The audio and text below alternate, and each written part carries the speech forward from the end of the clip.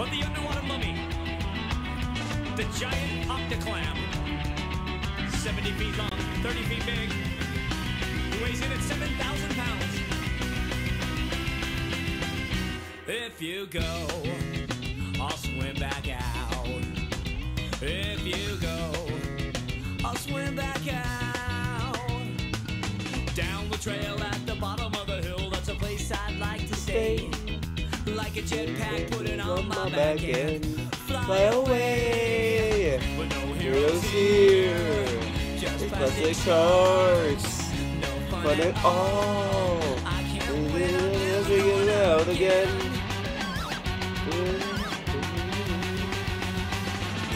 More, 1 million, a feet, finally 2. I got a feeling, and outside too. If you make it out, when the sun goes down, you leave me here. Have to swim back out, swim back out. If you go, swim back out. Down the trail at the bottom of the hill, that's a place I'd like to stay. Like a jetpack, put it on my back and fly away. But no heroes here, just plastic sharks. No fun at all. I can't win, I'm never going out again. No way. Jose. 1 spot, 1 million, 5 feet, probably 2. I got a feeling, gotta get outside too. 1 spot, 1 million, 5 feet, probably 2. I've got a feeling, gotta get outside too. And if you welcome me here to the biggie biggie bong bong bang, give it a little. A green ghost and his host of trolls on horses, flying away like birds in the sky, cuckoo, cuckoo. And then, 1 spot, 1 million, 5 feet, probably 2. I got a feeling, gotta get outside too. 1 spot, 1 million, 5 feet, probably 2. I got a feeling, charging away, adventure today.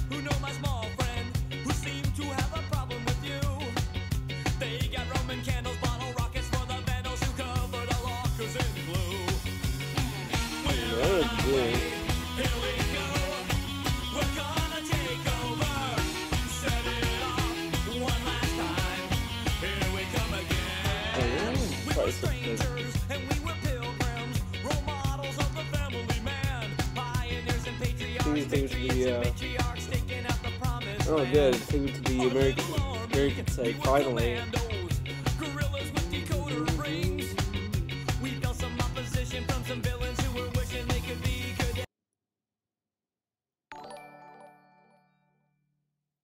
Here is 2 buckaroos for the great response. Oh, okay. Text to speech does work. That's good. That is good. I mean, I don't know why I'm like kind of congested, I guess. Well, since I don't really know what to do, I think I'm just gonna watch this Project 7 thing. Kinda want to do it anyway. So might as well. So I'll just get the video on board. Let's find it. Oh my god. Ugh. Yeah.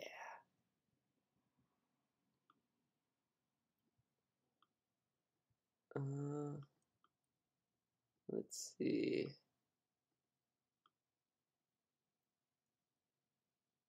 I don't think we're really missing much.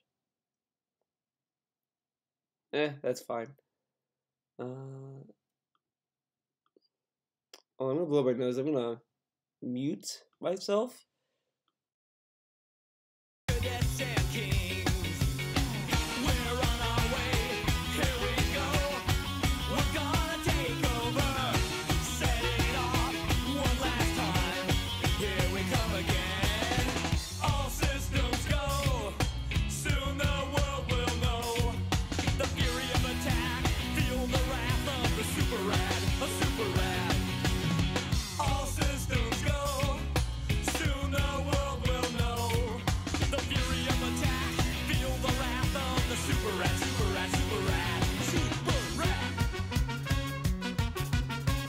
All right. Sounds like you got a cold, dude. I'm just coming off one. I had one earlier this week, but I'm pretty much good now. I just have to blow my. It's just like, I have the remnants, the remnants of a cold, but nothing important, nothing crazy. So we're gonna create highlight.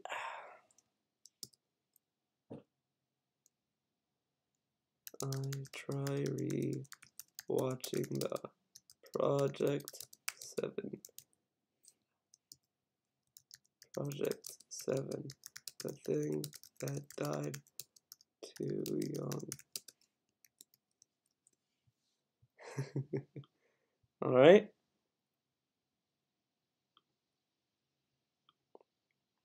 We'll come back to that at the end of this. All right.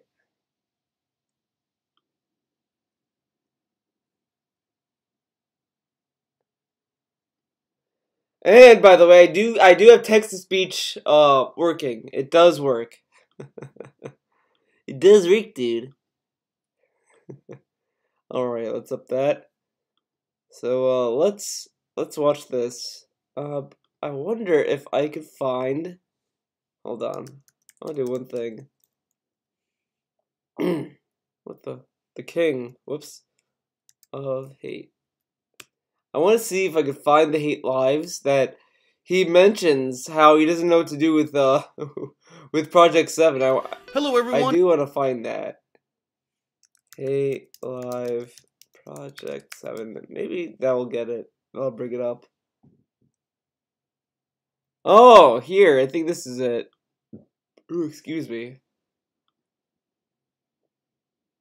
You don't get, when you're a game developer, you don't get commission on how many sales. But that's not the feedback I'm getting. What I'm getting is people want to see me play all these. Oh, here we are. First year in all of the years that I have done gaming. 2008, 2009, 10, 11, 12, 13, 14. 2015 is the first year. There is so much new content coming out during the summertime that I don't, it's not dead for me. Like, I honest to God, thought it was going to be like previous years where there's really not that much going on in the maybe I won't. Okay? Then I'm thinking in the back of my head, well, I would think about, I was thinking about doing a playthrough of Just Cause 2. This is a game. It comes out on, like, a PS4 as well. Oh my god, where does he talk about Project 7? Once, and I'm going to really be pumped when Fallout 4 comes out, and this playthrough is going to help. I know he talks about it. Rather than just smashing stim packs into my body, it doesn't work like that. I'm also, and I am coming back to it next week. All right, now I want to talk a little bit about Fallout New Vegas. Every time you re-enter a room, that could be a little. Could play Metal Gear Solid 5, Fallout 4, the new Call of Duty, the new Assassin's Creed, or Rare Replay Collection. Gee, I wonder what games most people would buy. You know what I mean? Yeah. This is one is going to be able to be backwards compatible a fucking mistake. And after going through this for a day and a half, first of all, the stream, people who watched the streams loved it. They were like, tons of stuff, right? Rare has really done a wide on in July, and now I'm finally doing it, and I'm having a blast. I just want to say thank you to all of you who actually paid great apart, and I am coming back to it next week. All right, now I want to talk a little bit about Fallout New Vegas. The attendance has been good with everything else, okay? Okay, ladies and gents. So now let's talk about what I'm planning on doing over the next several days into next week, and I need your opinion on a few things. Your opinions. Okay, so here's the deal. All this new information is coming out of Gamescom, which is the Europe. Last week, I'm playing through the Fallout, and I'm playing like, what is it? And then people start telling me, well, it's kind of like that game Gone Home, like a mystery element. Next week, which is actually, I'll definitely check this out. Gamescom, they jumped to the game like something skipped the last deal of everyone else. And by the time it actually came out for me, which was May, I was busy with other stuff. I didn't give a shit, okay? So I'm kind of weighing that in my head, right? I'm thinking, so maybe I'll do it. Maybe I won't. Maybe I'll do the DLC as for variety. Maybe I won't, okay? Then I'm thinking in the back of my head, well, you know, I would think about Cause franchise. That in the back of my head, while I'm playing Metroid Prime, while I'm doing new content for Splatoon. Are you going to play Splatoon? Because you said you were going to play Splatoon again in August and give kind of a second opinion review. So you're going to play Splatoon? And I'm like, man, remember when DSP had this kind of voice? Now it's like,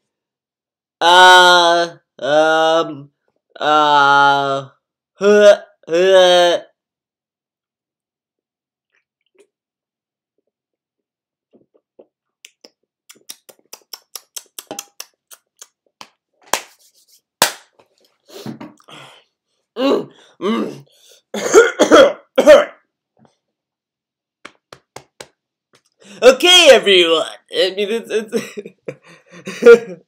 all because games where you had to read so much. Yeah, that's what it is. Like my head, seriously, like my head is throbbing. My head, and dude, it's gonna explode. Because I'll be honest with everyone. I'll be honest with all of you right now. This year, ladies and gentlemen, is the first year in all of the years that I have been out during the summertime that I don't downtime playthroughs on stream tonight. And of course, if you're watching this on demand, I don't know what to do in the next few weeks. Do people want to see me play Everyone's Gone to the Rapture? Do they want to see me play the Dragon Age Inquisition DLC? Would you rather see me play Batman? Would you rather see me play Splatoon? Would you rather see me play Just Cause 2? Or do you just want to see me focus on Fallout New Vegas? What do you about really Project 7? Because I only have 2.5 weeks left until Dawn comes out at the end of this month, which we're going to talk about the new release schedule tonight. So for the past 2 years, and I always said, I'm going to do it. Last year I was going to do it, but I didn't because I moved across the country. So really the summer was kind of shot for me, and by the time that I got readjusted to working again, it was already the hardcore gaming season. Is this it? This year I said, this year I'm going to do it. I'm going to work on Project 7. Here it is. Here it is. Project 7. End of the year. So I have no opportunity. Finally. Really. It only took me, what? 13 minutes. 13 minutes. Well, 13 minutes since I started streaming. I mean, whatever, 7 minutes, so probably like 6 minutes. Whatever. To do these things unless I do them now, but there's no way. How could I possibly do all these things? You know what I mean? You know what I mean? And now, quite honestly, again, I'm going to be honest with you. I don't know what to do regarding Project 7. So allow me. What I don't know, he took money. He put Project 7 as a Patreon goal for July, I think. And he reached the goal. And then in August, he's like, man, I don't know what to do, man. I don't know what to do with it. Maybe you should have thought about it before you took the money. This is what I'm talking about. I think I said this in my original video where I covered this.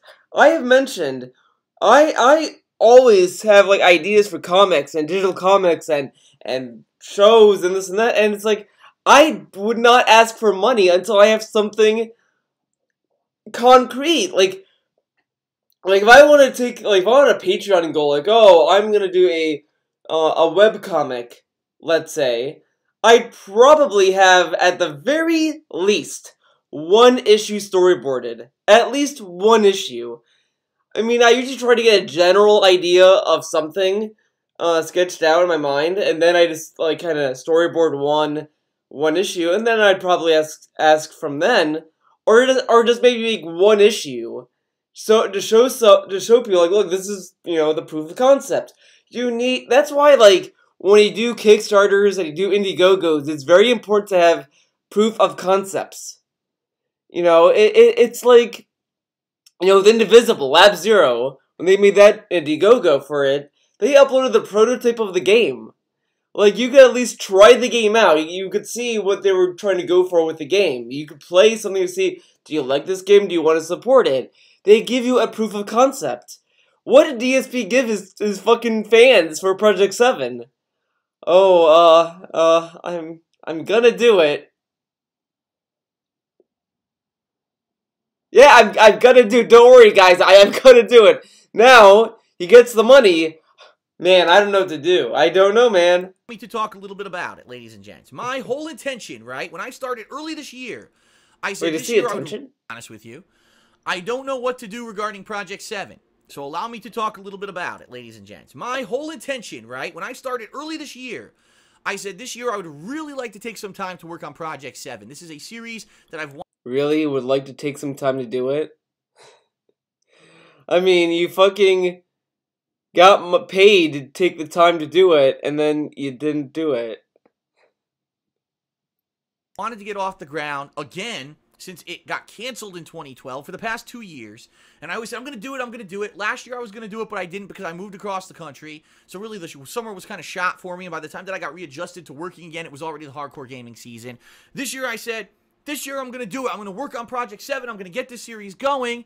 And now look what's happening during the summer. And I'll be honest, if people were saying to me, coming to me and saying, Phil, we're bored. We don't like your content. We're bored. We don't want to watch. We'd rather you dropped everything and worked on Project 7. I would say, okay. But that's not... Oh, that's kind of bullshit, because guess how we made money back then? I think this was just before... Yeah, I think this is before the contract negotiation. Hello, can you draw Bob's and Vagine? Maybe. But, but yeah, he needed to upload videos to pay the bills back then, so you couldn't really do that unless you got paid from Patreon, which he said was the whole point of Patreon. Feedback I'm getting. What I'm getting is people want to see me play all these things that are coming out. They want to see me play these episodic releases. They want to see me play these DLCs. They want to see me play these new kind of indie games. They want to see that. So if that's what you want, I can give it to you. I can give it to you. But then what's going to happen? Exactly. Like, what's going to happen with Project 7? That's the question that is at the tip of everyone's tongue, right? It's supposed to be with you. So this month in particular, ladies and gents, I've already announced this. I'm going to reiterate it right now. 3 to 4 days this month. Tomorrow, a week from tomorrow, which is August 14th, as well as a week from that, August 21st. Ooh. Those 3 days, I am not live streaming at all. Ooh, those 3 days. I think he ended up just taking 1 day off, which was tomorrow, and then he did Street Fighter V beta. And he gave his... And what did his fans get? Gugats! My goal is to work on offline projects for you, so that I can have some variety of content, and it's not just about me live streaming gameplay every day. So tomorrow I've actually got a segment for an upcoming Hate Live podcast that's pretty unique, and I'm going to be working on that tomorrow offline. Wait, what? And it's not just about me live streaming gameplay every day. So tomorrow I've actually got a segment for an upcoming Hate Live podcast that's pretty unique, and I'm going to be working on that tomorrow offline. I'm also that's the gimmick that he got his friends to do an interview. It was the segment where Sammy Samosa was saying, "Oh look, Freddy, DSP is hooking up everybody. He hooked up P-Dog and A-Raid Lord." It is so inconsiderate of you to stream while Tevin is on. You're basically stealing views at this point. No, Nader, you got it backwards. He's stealing views from me. Because I have 10 views. How many views does Tevin have? Exactly. Tevin, I know what you're fucking doing. You subconsciously, somehow got into my mind to find out when I wanted to stream, and then you started to stream today an hour before me. Oh, yeah, I'm sure that was coincidental. Yeah, whoops, right? Oops. You streamed, right? Whoopsies. Goddamn detractors need to be more considerate of the Greeks, okay? This is a injustice towards Greeks, okay? Where is the Greek justice? Exactly. Goddamn. Working on the best and worst of June and July montage for everyone. And yes, I'm going to be working on Project 7. Really? I'm going to be brainstorming ideas on what it would look like to bring it back, to do maybe a kind of a teaser How can you get ideas if you don't know what to do with it? trailer and get some ideas of how to restart that series, okay? In addition, Shouldn't you have gotten all those ideas while you're begging for money to get funded for it instead of... Okay. I'm also going to be working on some Patreon stuff tomorrow. My goal is that within the next couple of days that I take off, hopefully I'm not diverted, you know, I have the more focused attention on Project 7. And so by the end of August, what I'd like to do is try to get you maybe a first episode kind of return to Project 7 kind of premise, so you know exactly what the show will be, what it will look like, and what the actual thing will entail. Versus right now, everyone's like, I don't know. Well, Phil, first you said it was going to be you playing some shitty game, and this character Deathface had trapped you at your old condo in Connecticut, but then you never did it. Then 2 years later, you rebooted the series, but it was you being teleported to gaming worlds, and you had all this editing, you know, high quality editing effects and stuff. Boy. But then that ended. Now you said this isn't going to be that. What's it going to be? So fair enough. You're actually right. Like You're actually right. What is it going to be? That's a question, DSP. You can't be right with a question. I mean, you can say that's the right kind of question, like, oh, you know, that's a good question. You know, you don't even know what to expect from what Project 7 will be. I have all these ideas in my head. I need to solidify them. I need to see what is... I've so many ideas in my... Wait a second. Wait. Enough. You're actually right. Like, Hold up. I can't, you know, you don't even know what to expect. Dude. You know, when you watch young DSP, he rarely touches his face. And then the moment he mentions that he has ideas for Project 7, oh god. Man, I wonder. Makes me think. From what Project 7 will be. I have all these ideas in my head. I need to solidify. This really makes me think. Oh god. Okay, I gotta think about the ideas that I have. It really makes me think. What could it be? Them. I need to see what is rational for that I can realistically do. Because keep in mind, this time around, it's a one-man show. I'm going back to the way I used to do it from like 2010. This isn't like the 2012 Project 7 where we got these high-quality video filmmakers and editors and everything working on it. No, it's just me. So it's going to be, you know, kind of the stuff I used to do, the little kind of crappy BC movie skits. Well, the flailing of the arms, it kind of does it anyway. I mean, that's kind of what he does. It's part of the DSP gimmick. I mean, the flails are a little. I give a little leeway. Depends on the flail, I guess. I mean, sometimes it gives like general flails. Sometimes it's specific flails. I don't know. I don't fucking know. He's a weird person. That kind of stuff integrated in with a little bit of gameplay, but the thing is, I need to get it started. I would love to get maybe 1 to 2 mini episodes, so maybe 10 minutes each, right, of Project 7 that I could get out for you guys around the end of August, so you at least have an idea of what exactly Project 7 is going to be. And maybe then you could say, wow, this is something great and we'd like to see this continue, or, you know, we don't really like it that much. Maybe it was a good idea in 2010, but now 2015 it's not. I don't know. I need your feedback. I don't know. Okay. I need your feedback. So, ladies and gentlemen, what's going to happen is I am going to, like I said, at least 3 times, if not 4 times in the month of August, be taking a day off from streaming to work. Hopefully by the end of this month, I have... You know, I wonder if this is like the peak of his performance. Like, in life, I wonder if like this is like the, you know, when you get older, you try to you find a groove, like a perfect groove, like finally things are lining up, things are working, you're in a groove, like, you know, you're like the alpha dog, dude. I wonder if he was like a relatively alpha during this time of his life, and then like 2016 came, and then it just kind of started to take a nosedive from there. And now he's not at peak performance. Examples for you. Hopefully I'll release the examples, you'll watch them, I'll get feedback on whether I could continue the series or not. Now there's another factor in here, something that I'm going to be transparent about, because you know me, I'm transparent, I'm not going to hide anything. I'm transparent, I'm not going to hide anything. Hey Phil, are you going to play games with Cat? Man, I don't know, I can't talk about it, dude, it's personal stuff, dude, I don't know. One of the things, since I launched my Patreon earlier this year, for a perk level goal, the highest perk level for people who pledge a certain amount of money is that you can actually be a part of Project 7 or another project in the future.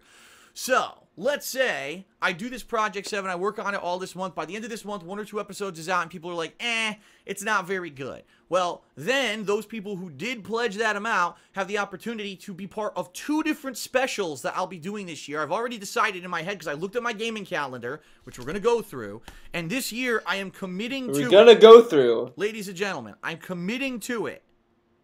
All right? Okay. There will be a Thanksgiving special. Okay, I guess that's it for Project 7. So now we get we get this. We get this glorious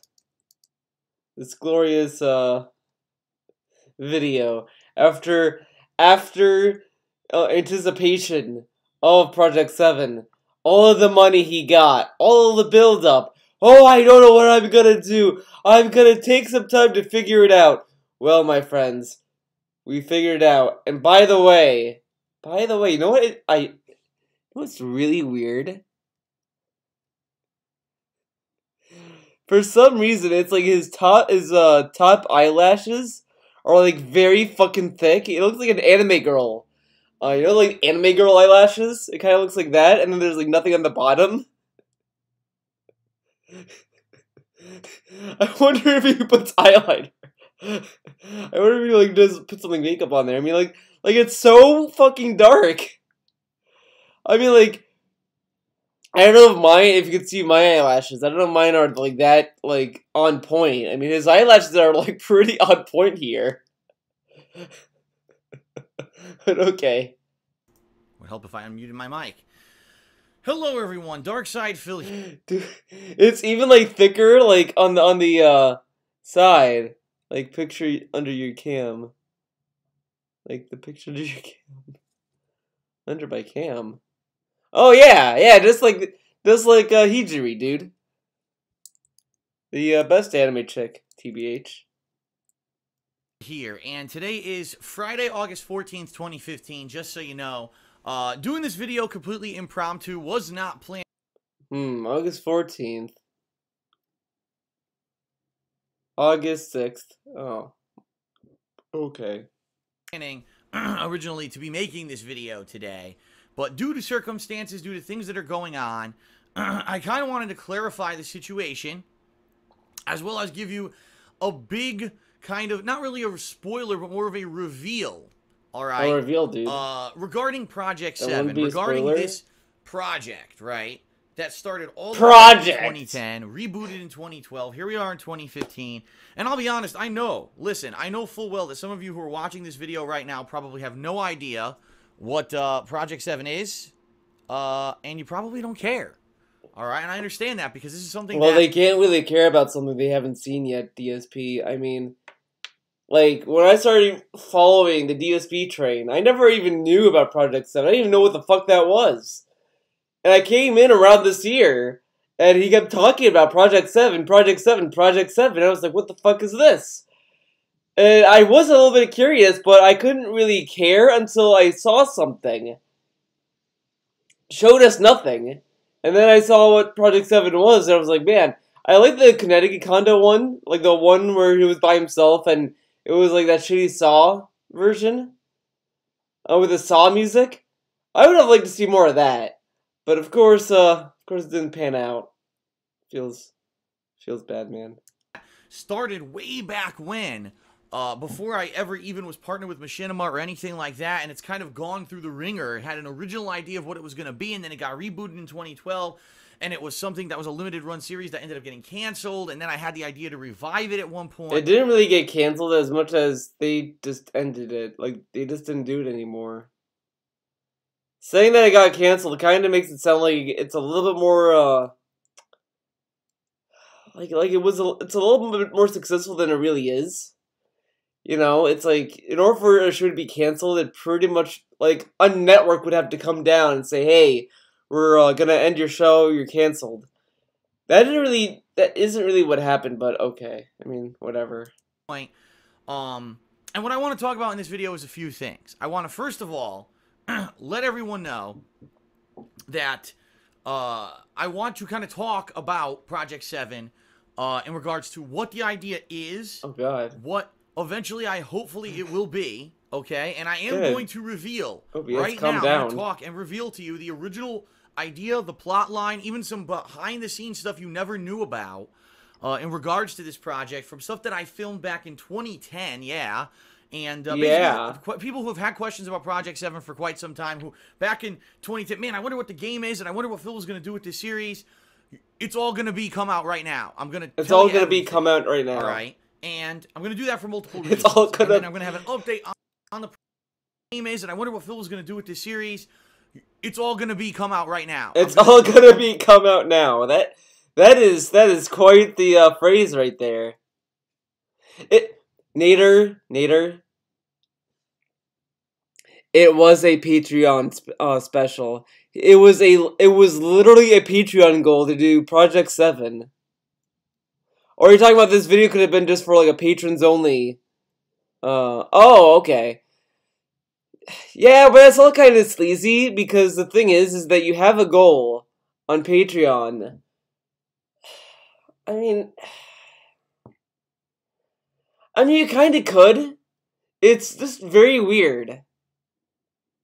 You know, it depends. I think it depends on how it's portrayed, how he kind of presented the goal. Because I think like saying, oh, you know, like okay, I'll use my fucking Patreon as an example. I have a goal there for a podcast I want to do. Now, you know, if let's say that goal gets reached and I can't do it for whatever reason, you know, I'm gonna talk to my patrons first. They're gonna be the first people I talk to about it. Like, I'm gonna say like, hey guys, I know you supported me. You know, I know that if you guys want to support me for this podcast, it's not gonna really pan out. And I'm terribly sorry. If you want to pull out now, that's fine. I'm not gonna you know, judge you or whatever. Or if you want a refund, I can try to give you the refund if it's possible. But just so you know, I'm terribly sorry that this could not happen. And then if like a person who was like, "Hey Theo, what happened to the Patreon goal you had?" And I just said, "Hey, so I did talk to the patrons, and I just told them that it just didn't really pan out, and you know, I tried to work something out so that they would at least get something out of it or something." You know, not to get too ahead of this video, the one thing that in retrospect I think he should have done, which was dumb. So what he ended up doing to make up for it was to give us half the goal for the following month. He should have just done the goal for free. But okay. Tell you everything, all right? And I'm going to do that for multiple reasons. And then I'm going to have an update on the project at the end of the video, okay? So first of all, let's talk about Project 7. This is an idea that I had back in 2010, and at that point, as you know, I wasn't doing this full-time on YouTube or anything. It wasn't a job or anything like that. It was just a hobby. And every day when I got home from work, I would spend a couple hours filming whatever the hot new game was, or if there wasn't a hot new game, I would maybe do a game review or a vlog or something like that. And I remember, in particular, at this time of the year, there was nothing going on. There weren't many games out that I was interested in playing. There was nothing really to do for a couple days. And because of that, I said, I want to do something completely different. I want to make a suspenseful, like, mystery vlog series that has scripted stuff, and just for the hell of it. Wait a second. He wanted to do a scripted video?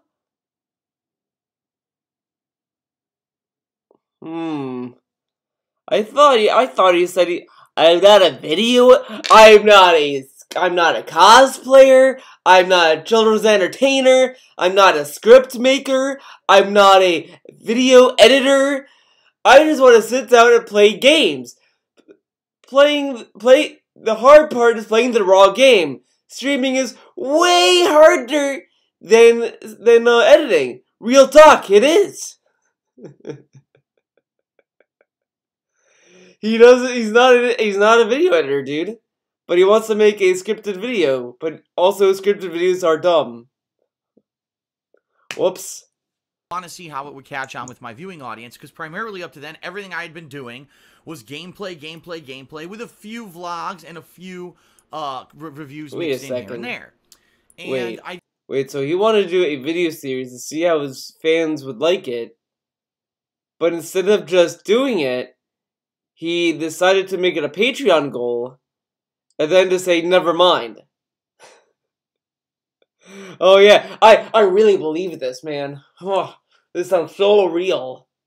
I did a 3 mini video. The videos were very short. They were like, one was like 6 minutes long. One was named Channel Update, but ended up having a viral ending that kind of teased this upcoming project, okay?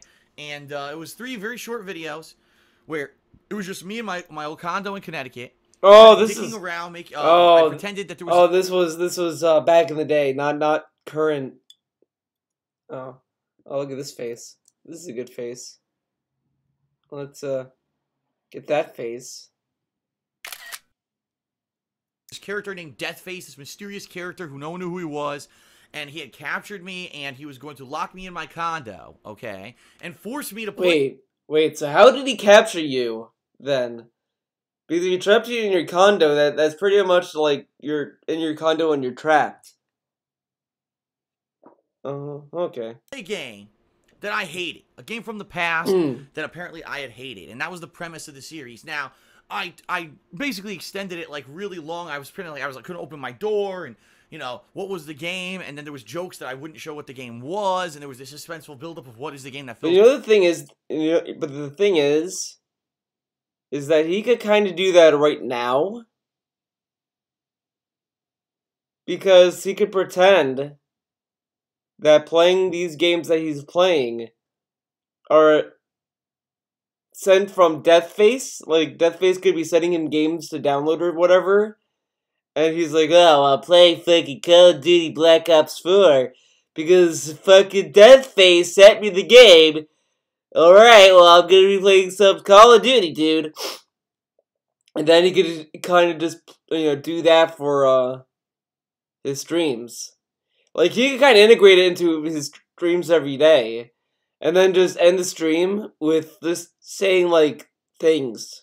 Like, you could end it by saying, like, okay, that's it. Then play, like, and go to OBS, play the video of, like, Deathface saying something, and then get people to come back. He could kind of do some interesting stuff if he really, like, tried. He could put, like, maybe 2 extra minutes into doing it, but can't do it, man. Need to spend time with the cat. Was gonna play, and I did these 3 little mini episodes, and then people liked them. By the way, people were like, "Wow, this is cool. We'd like to see this actually continue. We wish you would do an ongoing series of it." But then more games came out, and back then, as I said, I was doing this as a hobby, not as a job. It was only a couple hours a day that I had free time to work on it. And at the time, I said, I'd rather play these games than work on this project. And so I always had that idea in my mind that maybe one day I'll go back to it. Maybe one day I'll actually work on it and do it. But it was always something on the back burner. It wasn't anything that I had planned on spending significant time on or anything. And then, I signed with Machinima. My YouTube presence blew up in the years of 2011, or 2010 and 2011. Come 2012, I take that back. Come late 2011, I was actually approached by Howard, my friend, who I knew through Street Fighter primarily. And he had done a few I thought I forgot to unmute myself with me before, but he had 2 friends who were heavily into filming and video editing and filmmaking. And they were looking for a project to work on that they could put a lot of time and effort into to get their name out there and show that they had skills to hopefully get their reputation kind of bumped and either number one, get them recognition with filmmaking and maybe they'll get other jobs, or number two, to make their YouTube channel get a boost and be popular, because they already had a YouTube channel, but that channel was a lot of filmmaking stuff. I believe they had like real life Pac-Man, and there was like a Street Fighter video, real life Third Strike video, stuff like that, where they had all these effects superimposed into fighting games and other video games in real life, and it was really cool, and the videos actually had several hundreds of thousands of views, so they had some notoriety of their own. But they figured that pairing with someone like me would give them the boost they need, and I'd be able to do a cool and creative series that was very different from anything else that I had done before. And so, you know, got my friends together, and at that time in late 2011 and through the first half of 2012, we did what was called Project 7, which was really just taking that original idea from 2010 that I was locked in my condo, being forced to play a game that I didn't like, and completely blowing it and expanding it, you know, like blowing it up big time, you know, exponentially. It wasn't anything that I had originally planned. The original plan was that I was going to kind of play a game, and the game was going to be a game that I hated, or a game that I, you know, disliked for whatever reason. And it was going to be footage of the game, me playing the game, but also there was going to be cuts back and forth between the game and myself, and Deathface doing jokes and stuff about the game, and comedy skits, and maybe... Dude, look at this channel. This is like the kind of...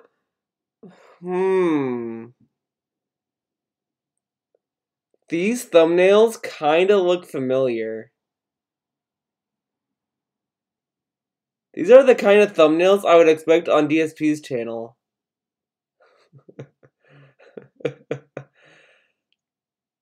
Let's see how they... All right, so what do you guys suggest I do then?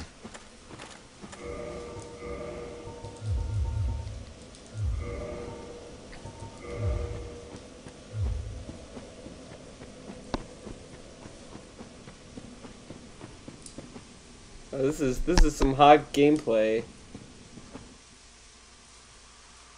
What do you think I should do, guys? I don't know if like I said, I don't know if I'm that talented.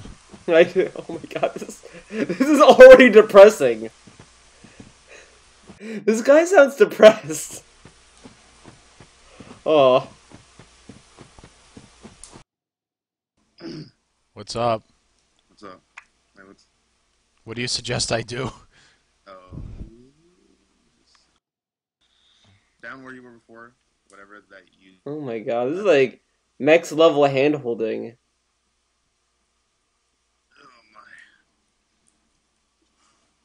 These are very good videos. I wonder why their gaming channel never took off. I mean, come on. That was like quality content. Real life. I want to see that real life Street Fighter. I really want to see that. This one? Howard, what's up, man? What's going on, bro? How you doing? Oh shit, Howard! Doing good. Hey, did you get the app? Hell yeah, man. You ready to get your ass whooped? That's not what happened the last time. Fighters ready, engage.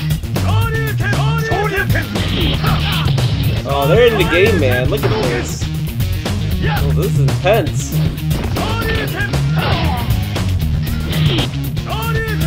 Come on, you little bitch, let's go!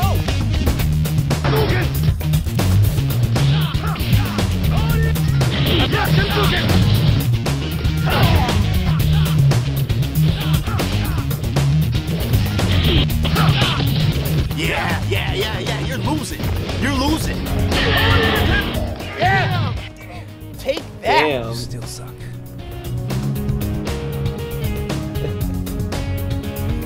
Wow.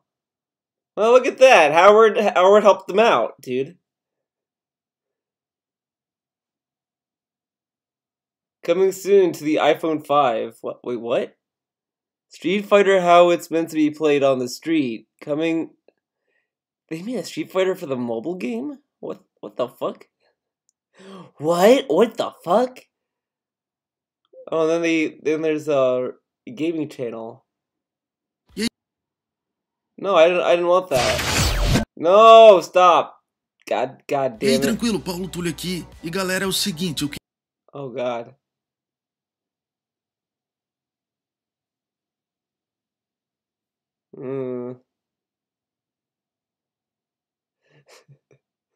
Very, very weird. Oh, they have a Twitter too. Let's see what they're doing on Twitter. Oh. His account is protected. Whoops. Let's get rid of those. Alright.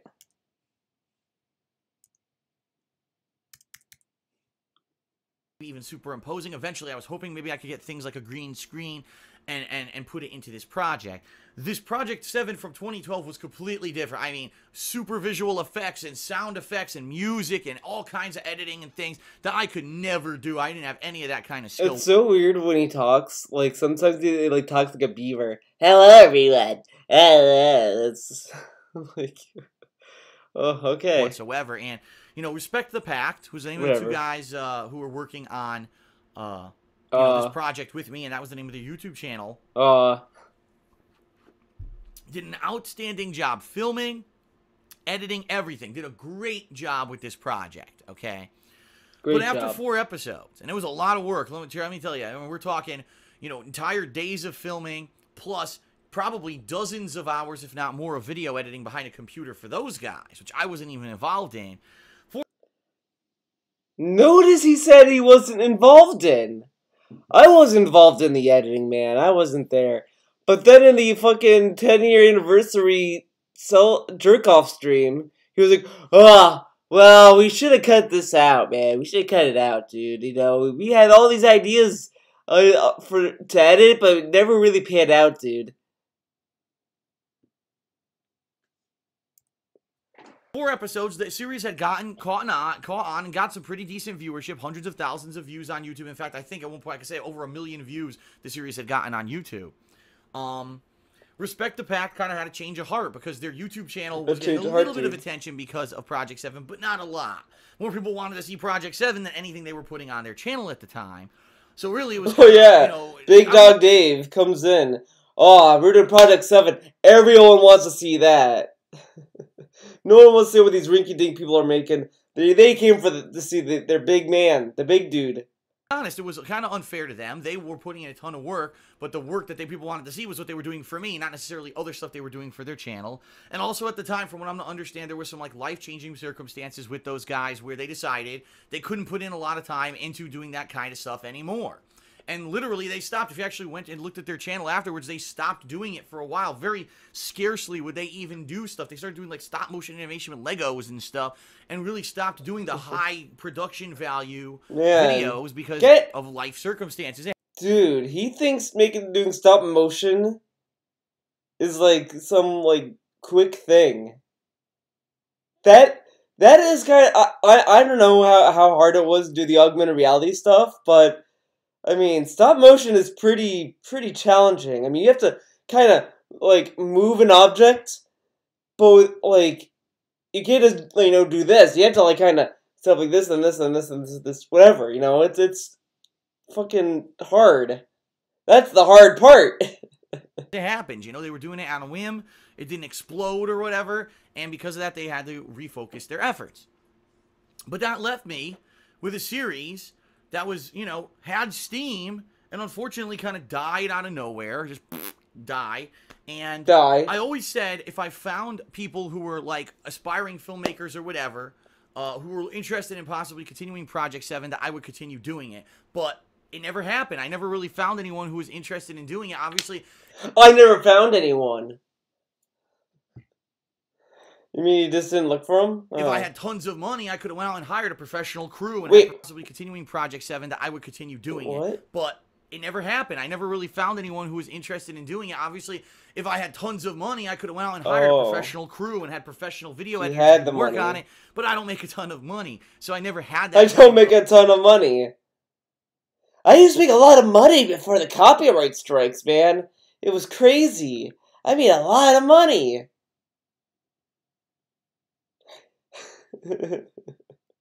Okay, Beamer. Of, you know, funding to produce the rest of Project 7 and have it keep going. I'll be honest with you guys. Even though those videos got hundreds of thousands of views on YouTube, I spent... Like, no matter how you dice it with DSP, he kind of confirms he lies. Because he told us in 2015, oh, well, I don't make a lot of money, man. I can't make a lot of money, dude. No way. But then, if you look at DSP now, hey, man, I used to make a lot of money. I made a lot of crazy money, man. I made a lot of money back then until the detractors came. And most of the detractors started doing the copyright strikes after this video. But yeah, he didn't make a lot of money, man.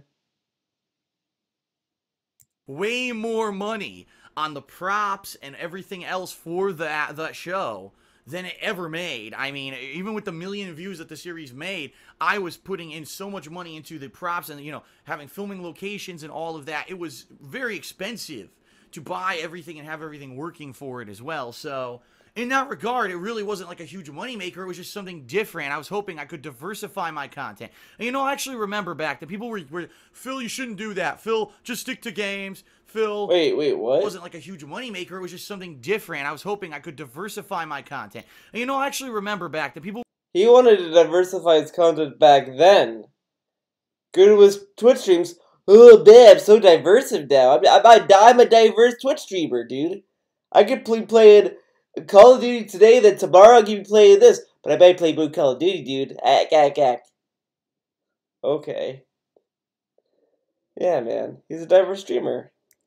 Phil, you shouldn't do that. Phil, just stick to games. Phil, you know, don't diversify. You're doing good with your games. Just stick to that. And I was like, but no, I want to kind of diversify my stuff. But it fell through. And that's life. Things happen, right? But I always thought in my head, man, it's funny how he always wants to diversify. He really wants to diversify all the time. Oh, this is making me more money. Well, everyone else told me not to do it, so I listened to them, dude. Okay. One day I would like to revive Project 7. I really would like to do it. Now, of course, time passes, and as you know, I adopted Direct Capture. I started live streaming. I moved across the country, yada, yada, yada. You know, here we are in 2015, and earlier this year, I was like, man, you know, now I'm settled into my new home, and I have my own office, and I have more rooms, more filming locations to do this kind of stuff. And what I would like to possibly do this year is, again, try to diversify my content. Try to do series such as a series about movies, where I talk about movies and stuff like that. Oh, God. A Google or YouTube news series starring Deathface was going to be what? Diversify my content. Try to do series such as a series about movies. He wanted to do a movie series. You know, the thing is, he can kind of do that on Twitch, but can't do it, dude. Where I talk about movies and stuff like that. I wanted to do a Google or YouTube news series starring Deathface. Was a news series. Going to kind of pretend to be like a Google employee, and he was going to joke about stuff at Google. Okay. I was talking about doing gaming news and stuff like that. And yes, I wanted to reinvigorate Project 7. I kind of really want to see the Deathface YouTube thing. I really want to see that. I want to see what kind of jokes what clever jokes he would make for Google with Deathface. I mean, I could attempt it, but I just don't think I have the wit of the dark side, man. I mean, DSP's wit is so good. I mean, I don't think anyone could really copy it. So, I mean, I'm not even gonna try, because I mean, I'll just look even more dumb. So, you know, the dark side wit, man. From what it originally was. So the plan for Project 7 is to actually play the game that originally I was going to do back in 2010, have that footage, and implement that into the series, use my green screen that I have downstairs now to do green screen shots over the footage to pretend like I'm in the game at times, joking with Deathface and stuff like that, okay? And so, originally, I had planned that during the summer, the months of July and August in particular, I was going to be focused on working on Project 7 because traditionally, summer is slow. Summer's really freaking slow. But as we're going to talk about in a moment, things didn't work out as planned. But we're going to get to that. What I want to do right now is I want to tell you my original idea for Project 7. I want to tell you what the game is, and I actually want to tell you a little bit about my experience, because I actually was filming to do Project 7 in 2010, if you can believe it. Even though I just said I only made 3 videos, I actually filmed way more than that. I wonder what happened to these videos. Why haven't we seen it? He had these You know what he could have done in this was that he could have just played the videos, like, oh, this is what I filmed that I couldn't really work with, whatever. That would have been cool, but no, can't do that. I filmed skits and I filmed gameplay footage and all kinds of stuff. So here's what happened, ladies and gentlemen. Big spoiler alert, although people have been asking for this for years, so I'm going to tell you right up front. The Skinny on Project 7. The Skinny right? dude. So for years, people have been saying, what is the game? What is the game in just Project 7? You know, that Phil's talking about. What is the game that Phil hates, that Phil wants, you know, that Phil doesn't want to play and Deathface is making him play? What could it be? Could it be a game with number 7? Well, the truth be told, that the game that I was going to play in Project 7 was not a game that I hated. That's actually the truth. Wait, what? Okay? And then why were you saying this is gonna be a game that I hated? Well, it's not the game I hated. Even back then, DSP doesn't understand the meaning of words. Poor piggy. the truth of the matter is that the game that Deathface was forcing me to play in Project 7 was a game that I didn't hate, but I disliked because I felt the game, number one, was incredibly overhyped on its release. Number two is to this day still incredibly held in such high regard and is just, its ass gets kissed constantly. And I honestly don't think that this game deserved. You know what's funny? He's like, oh, I don't think this game deserves the praise it gets, man. Final Fantasy 7, I think, is overhyped. But then you see him play God of War. God of War is amazing, dude. Everyone, I think Santa Monica deserves a standing ovation, okay? God of War, man. Yeah, man. God of War. Okay? God of War is, like, amazing. It shows us that we don't need multiplayer. It makes us think what it means to be a father. Kratos, who is known to kill gods, is now a father, dude, and what it means, you know? It's very relatable, dude. He's a father now, like all of us, except for me, because, you know, I copyright strikes, dude. Okay? So, that's insane. I think Santa Monica deserves a standing ovation and a fucking medal. I think the President of the United States should go over to Santa Monica and give them everything they ask. Thank God for God of War, dude. God of War, man. Really good, dude. So good. But then when you play the game and you're like a normal person, it's like, oh yeah, this game's pretty good. But he hates Final Fantasy 7 because it's overhyped. But, oh man, let him tell you all about God of War. The recognition that it gets, I think that this game, quite honestly, is very much overestimated in how good it actually is because of my unique situation. All right, you have to understand that I grew up in the 1980s and 1990s. Those were like the golden years of gaming for me. And I was a person who... Oh my god, this meme of golden years of gaming... You know when you're gonna get to the point, we're all gonna get to the point when we get to a certain age, and people are gonna say, oh yeah man, 2016, the golden age of gaming. Oh yeah man, 2018, the golden age of gaming. Oh yeah man, PlayStation 4, golden age of gaming. Oh yeah man, PlayStation 5, golden age of gaming. It's almost like people kinda enjoy the years when they first start playing video games. You know? I could kind of say the same thing with me. Oh yeah, man, the N64, that was the golden age of gaming. Because that's when I started playing video games, so I would have more of like a memory of it.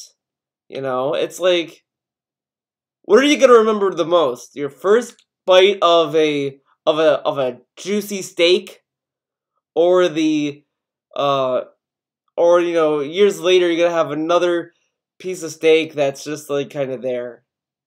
You're gonna remember the fucking juicy-ass steak. You're gonna be like, oh yeah, man, that steak, when I had it the first time, oh, man, it was so juicy and, great. You know, this steak, yeah, the steak's good, but, you know, it's just not the same steak as the one I had the very first time. But okay. The golden age of gaming in 1776. Those were the days. played games on the NES, the Super NES, the Genesis, and I was there for some of the core evolution of some of the major franchises of the time. And I had actually played games in this series before this game was released that I felt were much better than this game when this game was released. I think that it was the perfect storm of things going on that allowed this game to get the hype and recognition that it got, and that people to this day still in their heads hold it up as the best game of this genre ever, when in my opinion I don't think it's anywhere near close.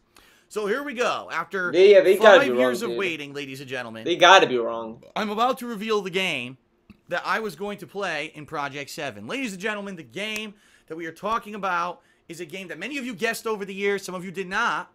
The game is, yes, you've probably figured it out by now. He said that 2 times.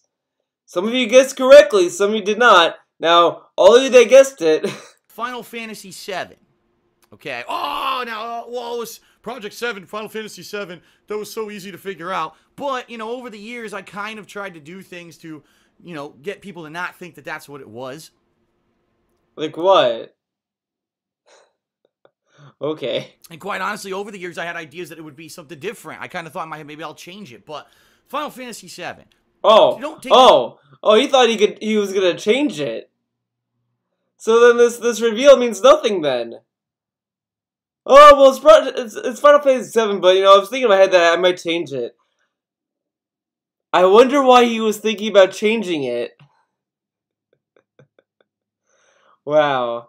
Just the wrong way. You know what? I already can tell you, this video is going to have tons of thumbs down. Everyone, oh, Phil's talking bad about Final Fantasy VII and Project 7 and all the thumbs down. I don't care. You know what? I'll thumbs down the goddamn video. I don't care, all right? Why? Final Fantasy VII, in my opinion, is one of the most over-regarded, overpraised, kiss-ass games of all time and doesn't deserve it.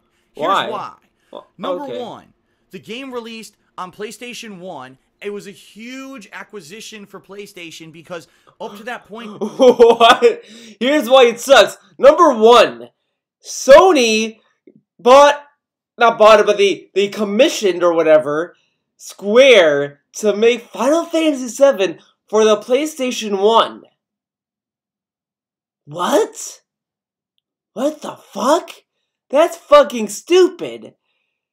Yeah, I can't believe Sony would want a Final Fantasy game on their console. That's fucking stupid, man. Final Fantasy VII sucks, dude. The Final Fantasy series had only been on Nintendo. So to go from Nintendo and kind of jump ship to Sony was a huge deal. Number two... Why is that such a big deal? Well, maybe if you're a kid. You know, when you're a child, you have a lot of investment on company loyalty. Like, you know, when you're a kid, you're like, oh, yeah, man, Nintendo's where it's at. Fuck you, Sony. Oh, dude. PlayStation all the way. Fuck you, Nintendo. You know, it's like that kind of childish antics. You know, but then when you get older, you realize they're all fucking companies and they all want your money. So who fucking cares? But I guess that is a big deal if you're fucking petty. Goddamn Final Fantasy VII. What a great reason to hate a game. It was one of the first major RPGs to have 3D graphics. Yes, most RPGs at the time were still 2D animated sprites. This was the first game to jump into full 3D. Okay? And so people, oh, it's so hyped because it's 3D. Number three. What are these reasons? Hold on, I want to hear this again. Here's why. Number one, alright? Final Fantasy VII, in my opinion, is one of the most over-regarded, overpraised, kiss-ass games of all time and doesn't deserve it. Here's why. Number one, the game released on PlayStation 1. It was a huge acquisition for PlayStation because up to that point, the Final Fantasy series had only been on Nintendo. So to go from Nintendo and kind of jump ship to Sony was a huge deal. Number two, it was one of the first major RPGs to have 3D graphics. Yes, most RPGs at the time were still 2D animated sprites. This was the first game to jump into full 3D. Okay? And so people, oh, it's so hyped because it's 3D. Yeah, you know, it's the same thing like Mario 64. Everyone was so like, whoa, man, Mario's in 3D, dude. What are these complaints? Number three. Because the series already had such a huge installed fan base, regardless of the fact that the game might not have been, in my opinion, as good as previous games in the Final Fantasy series. People felt this was the future. This is the jump from Final Fantasy to the modern era. This is the game. This is what people say. Final Fantasy VII is the game that brought Western JRPGs to America and made them popular. I completely fucking disagree. I think that JRPGs were already popular in America. Really? Okay. Aside from the Final Fantasy franchise, how many JRPGs can you list that you can remember people talking about? I mean, the most I could think of was Chrono Trigger. And maybe Dragon Quest, but you know, I didn't even know there was Persona games back then. I mean, they were like Shin Megami Tensei games. They were not called Persona. I think it was a spin-off. I don't know, it was something weird. But I mean, I didn't know those existed. But I guess they were popular, dude.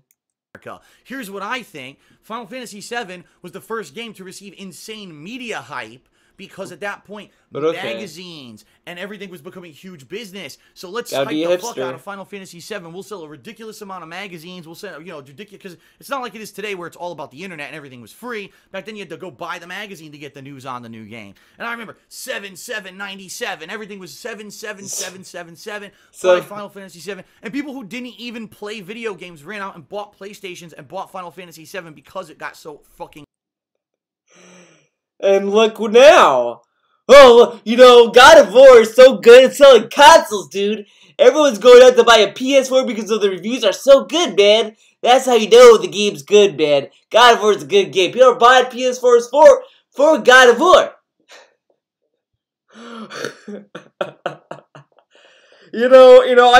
I always said DSP became everything he shat on Twitch. In terms of kind of how he streams and shit, but he really became everything he hated because he became the hype train. Oh man, overhyped. Take a Dasani sip. So that was the game that I was gonna play, and I was going to do gameplay of it, do a playthrough I would say off stream. Gee, I didn't stream back then. But I was going to do a playthrough on camera with my old camera like I used to, but it wasn't going to upload the footage raw. I was going to use that footage in the series, okay? Well, man. Final Fantasy VII has a lot that can be made fun of, all right? Just off the top of my head, a few silly things about the game that I know could be hilarious in a series. Number one, why do the characters in the game in combat look normal? In combat in Final Fantasy VII, they walk up, they've got normal proportioned bodies, they look really cool, they kind of look like anime characters. Then they go to anything outside of combat, and they're like little squished chibi characters with really disproportioned heads and limbs. Maybe because you're roaming the world, and they can't render, okay. Oh man, imagine if he played Persona 3 Portable. Because that game, the open world stuff is simply relegated to pretty much a cursor. You're pretty much a cursor in that game. And it makes no fucking sense. Why did they do that? If you could obviously make the characters normal size in the combat, why couldn't you do that in the normal game? It's a different camera. Isn't it a different camera for combat? Okay. Sonny's such shit water. Hey man, he was paying for that water. It doesn't make any sense. It doesn't make any logical sense. I think it's honestly because it was going to take too much storage space. Because the game itself, I believe, was 3 or 4 discs at launch. And at that time, that was one of the 4 discs at launch. It was high production cost. And so they said, oh, we want to, no way we can have another disc or two to have the characters look higher resolution or better outside of combat. But it was so silly. I think the characters look terrible in the game. The music. I hate to say this because I know a lot of people love the soundtrack of Final Fantasy VII. I actually do. I love the overworld theme, and I love the boss battle. The soundtrack. Oh, these are songs I like, but hold on. Battles theme of Final Fantasy VII. I also love the song at the end, the Sephiroth song, One Winged Angel. I love that song. Oh, and the Genova theme I like. So there's 4 songs in the game I really like. But compared to the soundtracks of Final Fantasy IV and VI, the other 2 games that had been localized for American audiences as Final Fantasy II and III. Sorry about that cough. I like the soundtracks of those games way better than I like the soundtrack of Final Fantasy VII. Okay, Grandpa. In fact, if you listen to the music of Final Fantasy IV or VI, and then you listen to the soundtrack of Final Fantasy VII, you're like, this game was on a CD. Hold on. Let's see this. Final Fantasy 4 soundtrack.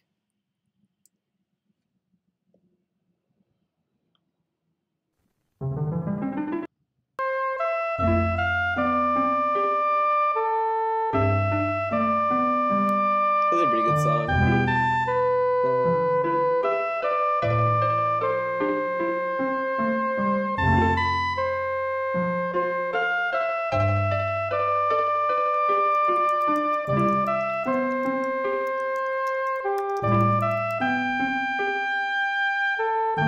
I probably get this whatever.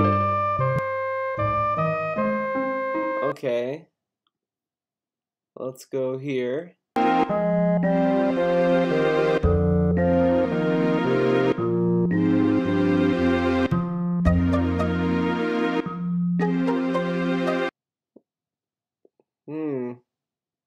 Kind of sound the same to me. I mean, they're obviously different songs, but like, you know, the way that they're made is like the same. CD. Why the hell does the audio, the game music sound so terrible? Because it does. It sounds like MIDI music. It's like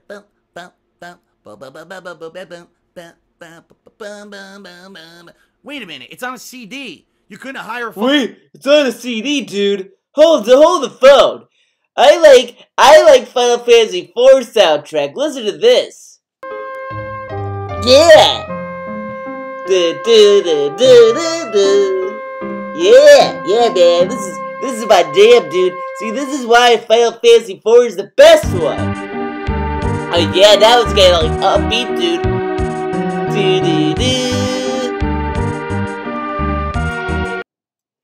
Now I'm gonna show you Final Fantasy VI. Now let me tell you, this is some good shit right now, dude. Much better. This is amazing. Oh man, this is so good. Ah, fuck you, Final Fantasy VII. This is the real shit, okay? Yeah, man. Final Fantasy VII is shitty MIDI music, dude. Okay. Real musician to fucking play the music. And the funny thing is, it was Nobuo Uematsu who orchestrated all this music, but the music sounds like shit a lot in the game. But then he went and he did symphonies, and he has a band who plays it, and the music sounds fucking badass. Why couldn't they make it? Because maybe it would cost more money to do an orchestra for a game that might not sell very well? Maybe. It's a CD fucking game. Record real quality music. Just because the game's on CD doesn't mean you're gonna get CD quality music. Does he think that if you get a CD, you're gonna just everything's done with orchestras? Okay. And put it on the CD. Don't fucking... And that was the thing, because again, space constraints, right? But for me, it's like, you're bringing this game into the new era, the era of CDs. Go all out. And it seems like they kind of skimped. The music wasn't as high quality as I would have liked it to be. I didn't like that the graphics were different in combat than outside of combat. It looked like little chibis. And also, the characters. Some of the characters in Final Fantasy VII are the poorest developed characters I've seen in a role-playing game. Coming off of games like Final Fantasy IV and VI, where every character had this big fleshed-out story, with a few exceptions here or there. But when you played a character in those games, you cared about that character. You learned about their backstory. You learned about their personality traits. Some of the characters in Final Fantasy VII is like Cait Sith. It's a fucking robot that's controlled by someone who works for the Shinra Corporation. And that's it. Like, there's almost no backstory for Cait Sith. You can play as the character for most of the game, but there's never really that much backstory. It's never really, it's not fleshed. Now that I'm streaming this, can anyone tell me, did they actually give the robot a backstory? I have a feeling that there's a little bit more to Cait Sith than she's just a robot built by a company. I feel like DSP's omitting some important details from her. But okay. There's entire characters in that game. Cloud. Cloud sucks. Cloud sucks as a protagonist because he's got amnesia. So he's really a non-character. He's a brood, emo, brood. And he was kind of the first... A non-character because he doesn't remember what's going on. If the main character is an amnesia character, if he's suffering through amnesia, then the story kind of revolves around that. Like, oh... He doesn't remember his past. Well, he's gonna try to remember his past. But okay. Kind of stereotypical RPG, JRPG character that's the stereotypical male character brooding, you know, and it's stupid. Oh man, it's stupid that they're depressed, dude. Only he could be depressed. In my opinion, I thought that the characters, the protagonists from the previous Final Fantasy games... You know, I think I get it. I think I get why he really hates Final Fantasy VII. I think it because it reminds him of his own depression. So every time he plays Final Fantasy VII, he just gets kind of PTSD flashbacks to his depression, dude. That's what it is. It reminds him of the cocktail of medications. Way better. I could sit here and talk about Final Fantasy VII for about 4 hours and tell you why I don't think the game is anywhere near as good as Final Fantasy IV or VI. Just from my perspective. But I'm sure there's tons of people out there who are going to disagree with me because they've got those rose-colored glasses. Yeah, that's what it is. Not that they might have a better opinion or different opinion. No, that must be it. Right? This was the first major Final Fantasy game that hit Western shores and was super hyped by American media. And people loved it. It sold like crazy. Media. Some people, this was their first Final Fantasy. So for that, of course, you're going to say, well, this is the best Final Fantasy. And I completely disagree. Now, I will obviously agree that there were other Final Fantasies that were far worse than 7. I thought that 8 was fucking atrociously bad. And I think 10 is actually pretty good. Now that I've played the whole game, I think it's a pretty good game. I actually never played. I had 12, but I never played significantly into it. I got so caught up with the open world combat of 12 that I played it more for the combat than the story. But I digress. Okay. Final Fantasy VII was the game I was going to play. And you might not know this, so here's some more reveals, right? Reveals, In dude. 2010, I actually played it. I played like half of the game. I got all the way... I actually remember...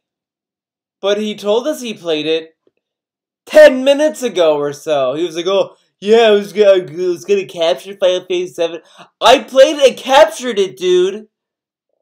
Wow, no shit. Remember, I got to the Shinra Corporation.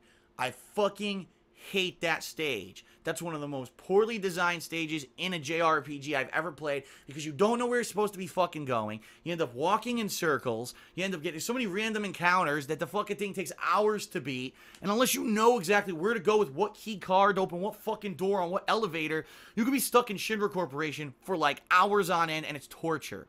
Once you get past Shinra Corporation, the game actually picks up, and there's a couple really good parts of Final Fantasy VII. But I remember I was doing this playthrough, and I had already done 2 to 3 sessions of gameplay. Whoa, man. At the time, we're talking hours, because back then I used to record for a long time. So we're talking, I probably had like 10, 15 hours of gameplay of Final Fantasy VII recorded. And it just never came together. I had the gameplay, and it never came together that I made the series back. Oh, man. Feels bad. And I even had the infamous bathhouse scene, the infamous cross-dressing scene, all the infamous, ridiculous, silly, Japanese culture hilarity that really doesn't translate well into American culture. All those jokes, I had all filmed and ready to go. I never did anything with it. He was gonna do a jokes on that. In 2015, DSP was gonna make a joke about cross-dressing. I wonder what the joke was gonna be. DSP was gonna dress up as a girl? Imagine you go to watch a DSP video and he does this Project 7 thing, and he does a cross-dressing joke, and he dresses up as a woman. He wears Leanna's clothes. Oh my god, that would scare some people. And that is disappointing. I know it's disappointing because, think of the potential back then if I had made a series like that on YouTube when I was blowing up on YouTube. If I had made a series gameplay mixed in with skits and comedy, it might have taken off. But for whatever reason, I remember there were other... Hello, it's me, Dark Side Filipina. And I'm here to stream for you guys on Twitch, dude. Oh, God. Other releases coming out, and I wanted to play those, and people were dying to see me play those. And the interest for Project 7 waned and finally died out. And then in 2012, I rebooted it, and it was exciting. And then it died out again because the series had to be canceled. Keep and so tapping now the fast table. forward to 2015, and me saying, wow, maybe this, now I do direct capture, right? So I can actually do a high-quality playthrough of Final Fantasy VII, which I never did before. And I'm thinking, here in the summer, it's going to be pretty dead. So really, here's what I was estimating was going to happen this year. around Were you? late June, I was thinking, typically after E3, there's nothing going on in games. So late June, what I will do is I'll have it so my second streams will be me working on Project 7. I'll be filming Final Fantasy 7, you know, sessions, like 2-hour sessions of offline gameplay, and hopefully, say, late June into mid-July, late July, maybe I'll have gotten through the game and beaten the game, and then I can take August to sit down and write skits, film skits, do these skits, so that I can implement. I'm not a video editor, dude. I can't do skits. I'm not a skit maker.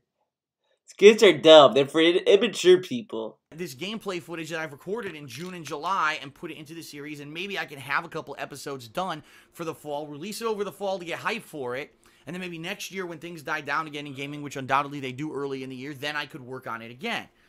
As you guys know, that didn't work out at all. What ended up happening this year was this ended up being not only an incredibly busy summer for me because of new releases and other stuff going on, but what it seems to be is that there really won't be downtime anymore. There's now so much going on with gaming between re-releases and episodic releases and DLC releases and indie games, and the fact that now I have really widened my reach. He never fucking stopped anything to play a fucking indie game.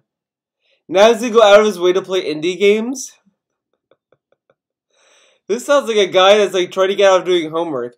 Oh, hey Phil, are you gonna do your homework? Bob, what are you talking about? I can't do my homework right now. I have this to do, I have that to do, I have too much to do, man. I can't do my calculus homework. Let me get on my back, woman.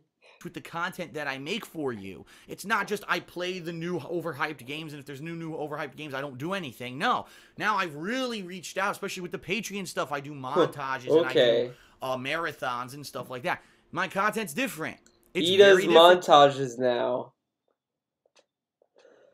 Man, he had to hold a big L for that one. He needs to hold a big L for that. That's a pretty big one. Than how things used to be in 2010 and even in 2012. I'm a very different person and a different content creator now than I used to be. And even compared to last summer I remember I moved and there was downtime during the move time because there was nothing really coming out. Move time, dude. This year didn't happen. We had Batman Arkham Knight that came out in late June because it was delayed. That carried into the whole first half of July, right? Then we had a DLC for it. Then we had little mini releases like Godzilla. And even through this month of August, which so far for the first half of August, there's been no major releases. There's still things that people want me to check out, like the Rare Replay Collection, like Everybody's Gone to the Rapture. And even though I intended I have lots of stuff to do. Don't worry, I'm not I have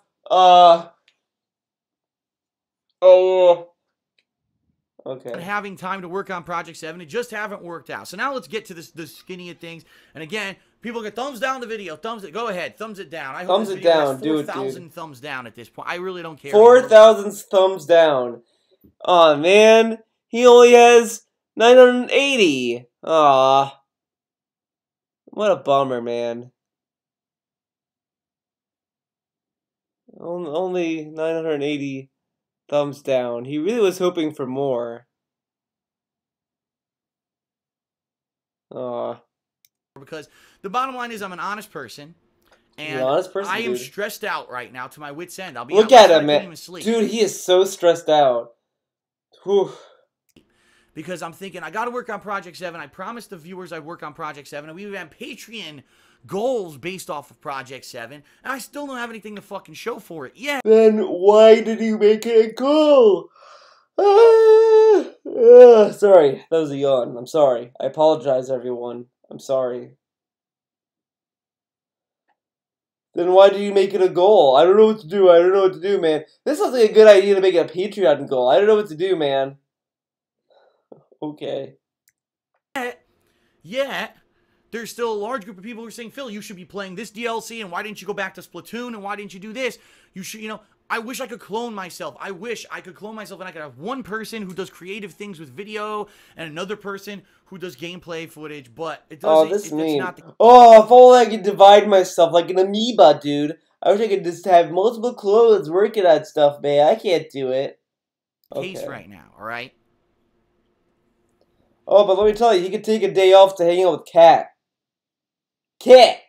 He can hang out with Kat. He can leave stream early for no reason and not that doesn't look odd at all. Really good. Really And good. quite man. honestly, 2 days now in a row, I wanted to work on Project 7, and I intended on working on Project 7, and it hasn't worked out. And the reason it hasn't worked out is because of various reasons. Last week, Patreon stuff happened. I had to do stuff for patrons, and I had to do the best and worst of June and July montage, which people were asking me for 2 months. Where is it? You didn't do one for June, and it ended up taking up most of the day for me to work on this project. Today, right? I had every intention. I'm going to work on Patreon stuff in Project 7. What happens? The Street Fighter V beta, which completely failed back in July, launches out of nowhere. They turn. He fucking stopped doing Project 7 to play a failed Street Fighter V beta. Man, he took so many L's in the past. And the L's keep coming. It won't stop, ever. Turn it on today for 2 hours. So I was like, well, it's now or never, because coming up soon, it's the hardcore gaming season. I'll have no chance to play this, right? There's no chance for me to go back. I have to play the beta now if I'm going to play it.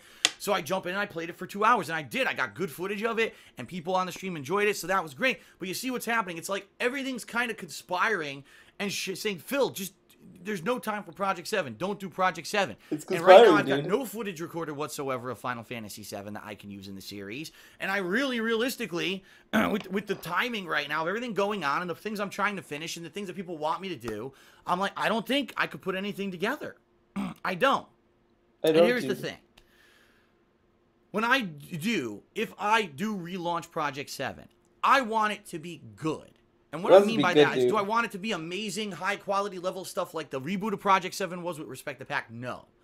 But I want it to be a quality product. If I'm going to be taking time out from doing my normal work and away from gameplay that you want to see me do, right?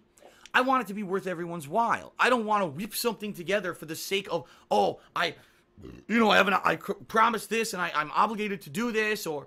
people, I said I would do it, so I'm just going to do it. I'm going to whip it together and do it quick, and then it sucks.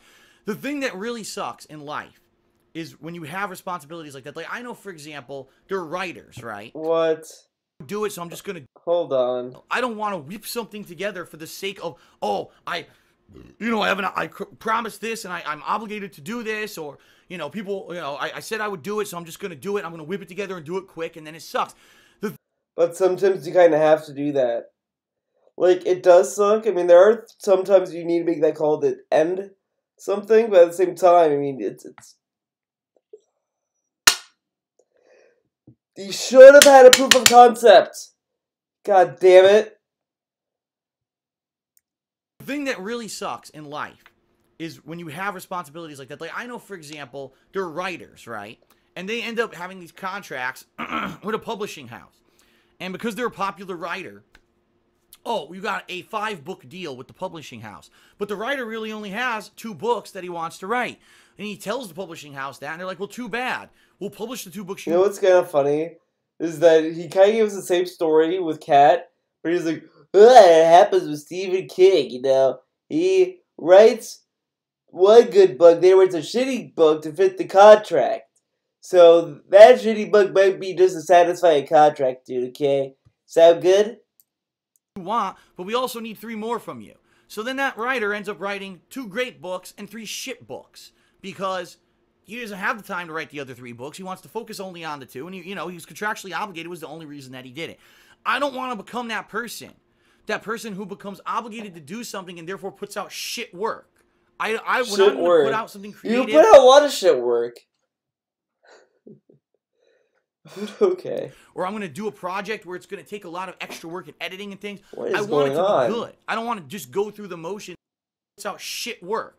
When I'm going to put out something creative, or I'm going to do a project where it's going to take a lot of extra work and editing and things, I want it to be good. I don't want to just go through the motions for the sake of doing it. And don't get me wrong.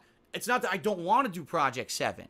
I just don't think that I could do Project 7 right now with the time frame that I have to work on it and put out anything quality for you for numerous reasons. Number 1, I don't have a camera. Right now, the camera I'm using is my webcam, and it's great. This webcam is great for in here, but I can't move this webcam around my house to film things, and this webcam has no zoom whatsoever. My old camera over here, my Sony camera, I'll bring it over. You can't go outside to film? Okay. This is my Sony camera. This is the camera that I used for the old Project 7. This is the camera that I used for the longest time to film all of my vlogs and stuff. This camera's on its last legs. This camera won't even film anything longer than around 10 minutes. At 10 minutes, the camera just decides, oh well, and it stops recording. It's not... Stops recording, dude. But then how come you were able to do 20-minute reviews before? Oh, he was using his webcam. But he doesn't need to leave the house. He could just do what he did in the Connecticut condo. Oh, Deathface locked me in my office, dude. Oh shit, now I gotta play games. That's all he needs to do. And then take the webcam he has right now. Take it, put it in like somewhere else, and pretend to be Deathface. Oh, I got you, Phil. Brr. But okay, you can't do that. Not a battery issue. It's just the camera's old as fuck. Do you know how many years I? It's not a battery issue. It's just camera's old as fuck. It's a camera's old as fuck issue. Oh man. Camera. How many hours a day I was using it? This camera was not built for that much use, and it's dying. It's dying, so, dude. I don't have a camera. I have this camera. Come on. Now, someone would kind of donate a camera to him. You know what? I wonder if someone tells him, "Hey Phil, if I donate a camera, will you film Project 7?" Imagine if someone asked him that. "Hey Phil, if I send you a camera, are you gonna do Project 7?" This is a Panasonic camcorder. It's a Handycam camcorder. It's really not very good. It's blurry. The focus is terrible. The color adjustment is terrible. It says it does 1080p, but every video I've ever filmed on it in 1080p looks blurry as hell. So it's not a good camera. This is a good camera for me to very quickly do a vlog moving around the house or on a vacation. This is not a camera that I would want to use for an edited series. The videos will look like shit. And I have been trying to raise money this year to buy a better camera. And it just hasn't turned out. In fact, a couple months I went under. This whole thing with the camera is such a weird fucking part of his life. I don't remember how he described it, but the way that if you have multiple goals on Patreon, the way that it works is that if you have $80, let's say, for a goal, if you add to a goal, you can only go up from there. So, like, the next goal I would have after that, if I want to make it, like, another 80, the second goal would be 160. No, 260. Yeah, it would be 260. Wait, or would it be 360? God damn it. 80. 86. Yeah, 160. You would have to put the goal as 160. Because that's how you kind of do it, and you kind of go from there. The way that I think he wanted to do the second Patreon goal is to literally take the amount that it would take to get a new camera, and instead of like kind of scaling it to how much you would, I don't know, it was really fucking weird, and it's just not even worth it. It's like he took the goal amount, which was like $12.50. He added that to the other goal, so it'd be $12.50 plus $12.50 plus the camera amount. That's kind of how it sounds like he wanted. It was really fucking weird. And then Patreon said he reached the camera goal, and then he never did the camera goal. It's so weird with him and money. That's why, like, when he starts talking about Patreon, it's very hard to take him seriously. Very fucking hard. The goals that I had tried to put up on on Patreon. And as you know, I've got a lot of debt from moving across the country. I don't have money to throw. I don't have $1,000 I could take to go buy a camera and batteries and everything. I don't have the money. If this were 2-3 years ago, doesn't have the money, I was living dude. in Connecticut before I moved, and I had all this debt. Sure, then I had all this disposable income. Oh, it's a difference in. Of course, back then it was, dude. It was the debt. The debt fucked me. Now the detractors, they fucked me, dude. They fucked me, man. It's the detractors. I wonder what it's gonna be 20 years from now. I mean, right now it's right now it's kind of YouTube ad revenue. But I wonder what the next Boogeyman's gonna be. It keeps shifting. It keeps shifting. But when you talk to him now, oh man, I made so much money before the detractors shot me, man. Oh man, I was making stupid amount of money. I would make a lot of money, man. Here, oh, the dead fucked me, man. The dead got me in the ass, dude. I can't do anything, man. Okay. Situation now, and I just can't. I don't have the resources and the money to get equipment to make a good series. That would be Project 7. Okay. Number two, time wise, right now, if I were to work on Project 7. With even the days, I said that I would take maybe 3 to 4 days in the month of August to work on Project 7. We all know it didn't work out last week because I was working on that montage, which I had promised first. I had to go first because I had been waiting for 2 months to make the July and June montage, and I had patron responsibilities today. Today, again, Street Fighter V out of nowhere. Maybe this might be the only opportunity for me to ever play it. Of course I'm going to do that today, out of nowhere. Of course. And I have more patron responsibilities. Tonight, instead of doing any kind of a gameplay stream, tonight I'm going to be doing patron perks, mailing out t-shirts. I got 1 or 2 private Q&A videos to do. I've got responsibilities to patrons. So, it's not working out. If I were to do Project 7, I would... He could do Project 7 with Leanna, or do the way he did before, where he was stuck in his condo, and he was this guy staring at a TV talking to himself. He can literally do that. He doesn't have to do the fucking game world stuff. He could do what he did back in the old days. 2 more days, so I would have a week from today, which would be the 21st of August, and maybe like the last day of August, the 31st, which is a Monday. Maybe I could cram in sometime then, but do you really think realistically in 2 days I can write, film, edit, and get something together for you? You know what I mean? Why don't you the try? Stress around me of people saying, Phil, play this. Why don't you try? There's 2 days. Why should I try? Fuck game. it. Phil, you should be playing this. And it seems to me, and I'll be honest with everyone. I'm going to be honest. This is me, and I'm the only real person that can give you this information because I'm the only person who is the focal point of all the feedback that I get. Listen to me. It seems to me that right now, the consensus is, even though people would like to see Project 7 come back, they want to see it as a quality product. They don't want to see a rushed piece of crap. And it also seems to me that right now in particular, that we're at the end of the summer. With the limited time I have left before the new releases start coming out, people would rather see me focus on Fallout New Vegas, finishing Metroid Prime. Which is kind of funny. Because this was around the time when he kept shitting on people who criticized Patreon events and said, "You have no room to complain about Patreon events, okay? The patrons love this. They paid for this. You have no room to criticize because you're getting it for free." Now, the people who didn't pay for this Patreon perk wants me to do other stuff, so I'm going to do the other stuff. I'm going to listen to them. Man, DSP really loves his fans. Doing an episodic release like Tales from the Borderlands, playing maybe a little bit more of Just Cause 2, but in addition to that, doing what I promised you I was going to do back in May and returning to Splatoon at least for one major stream so I could play the new game modes and the weapons and I could give you a kind of follow-up review of what I think about the game 3 months later now that all that free content that they promised had been released. The DLC releases that are coming out, like there is a Batman DLC release, and a lot of people would like to see, is this DLC release even worth playing this month, or is it a piece of crap, right? There's stuff that people want to see me do that I'm not doing.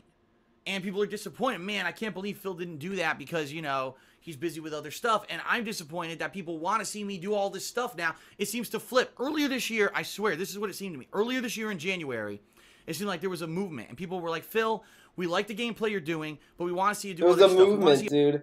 The Antifa people went out to DSP's stream and demanded he not do Project 7. That's what happened. The Antifa people got him. What the fuck? Now, it seems to flip. Earlier this year, I swear, this is what it seemed to me. Earlier this year in January, it seemed like there was a movement. And people were like, Phil, we like the gameplay you're doing, but we want to see you do other stuff. We want to see you branch out and do better quality reviews with gameplay footage. We want to see you do more edited series, and we want to see you do more montages. And now we're in August, and if you actually look, whenever I do a montage, the views are kind of like falling off. When I started much earlier this year, the montages I was doing were getting 30,000 views, and everyone was hyped to see them. Now it's kind of like, I do one, and it's like, well, Phil did the montage, but when's that playthrough coming out? And that's what it seems to me like. Now the focus has shifted. Okay. People prefer to see me play the games and review the games. What about the and right now, patrons? that's what people are into.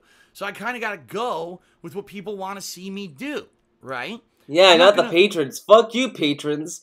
These people who didn't give me a dime want me to play games. I'm gonna listen to them, okay? Thanks for the money, though.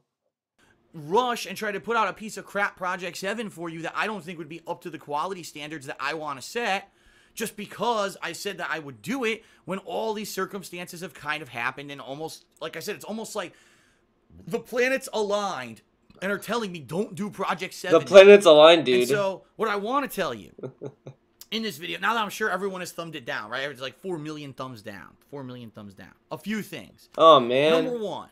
He This only does has not mean that I am never doing Project 7. It just means that as of right now, I'm 980, officially I mean, announcing whoops. I'm not doing it right now. It doesn't make sense, all right?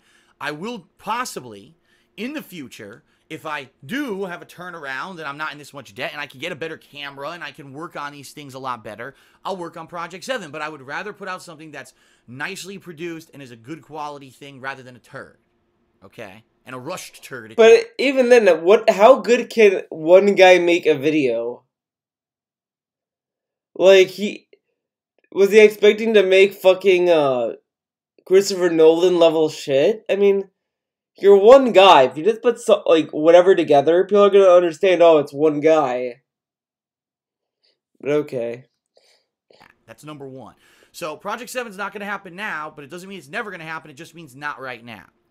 Number two, what that means is that the days in August that I had said I was taking away from streaming are now rescinded. As of today, so I streamed today, so that was rescinded. Next Friday, the 21st, I'm going to be working.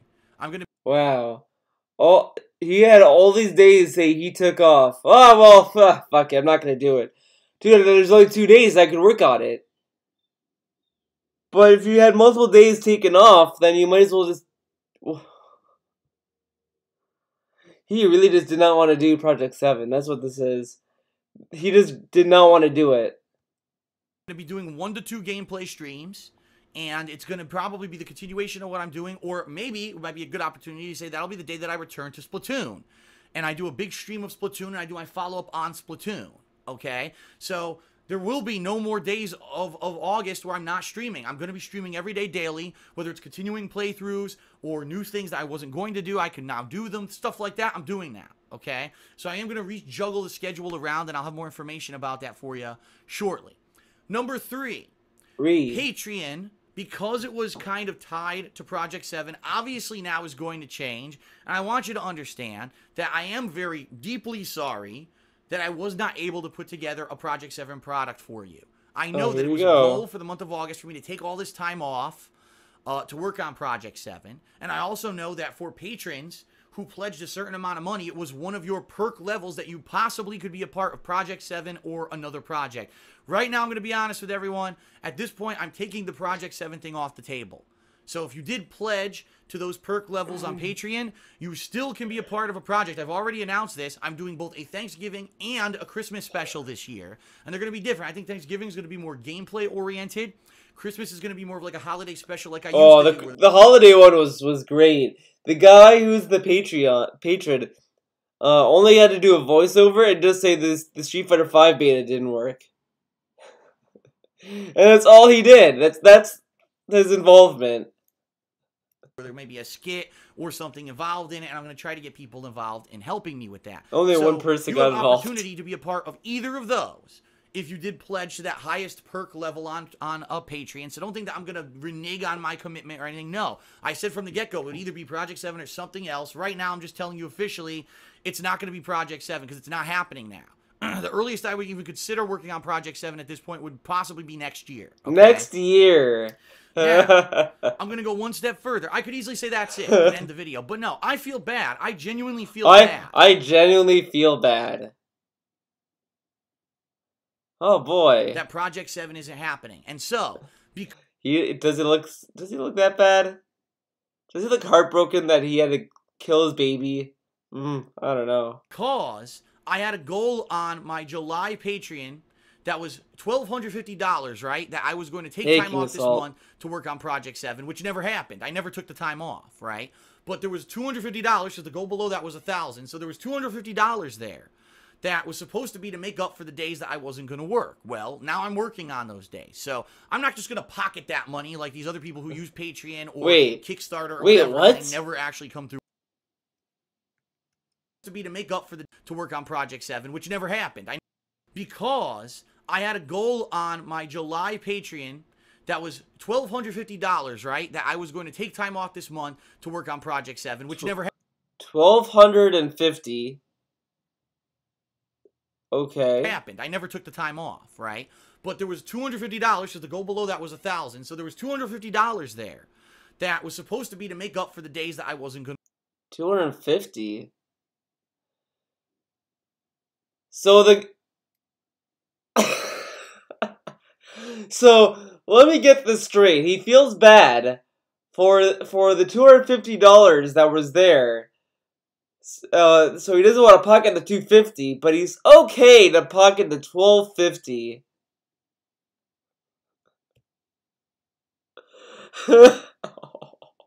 Gonna work. Well, now I'm working on those days. Oh. So I'm not just gonna pocket that money like these other people who use Patreon or. Oh yeah, not like these other people that pocket money from Patreon. I'm not like them. I'm not gonna pocket the $250. I'm just gonna pocket the $1,250, and you're gonna just have to be shh about it, okay? Just be quiet, okay? I'm only taking $1,000. I'm only taking $1,250, and walking away with it. The $250 though, you know, that's a little too much. I don't want to take the $250. What a great guy. Kickstarter or whatever, and then they never actually come through with their promises. No, that money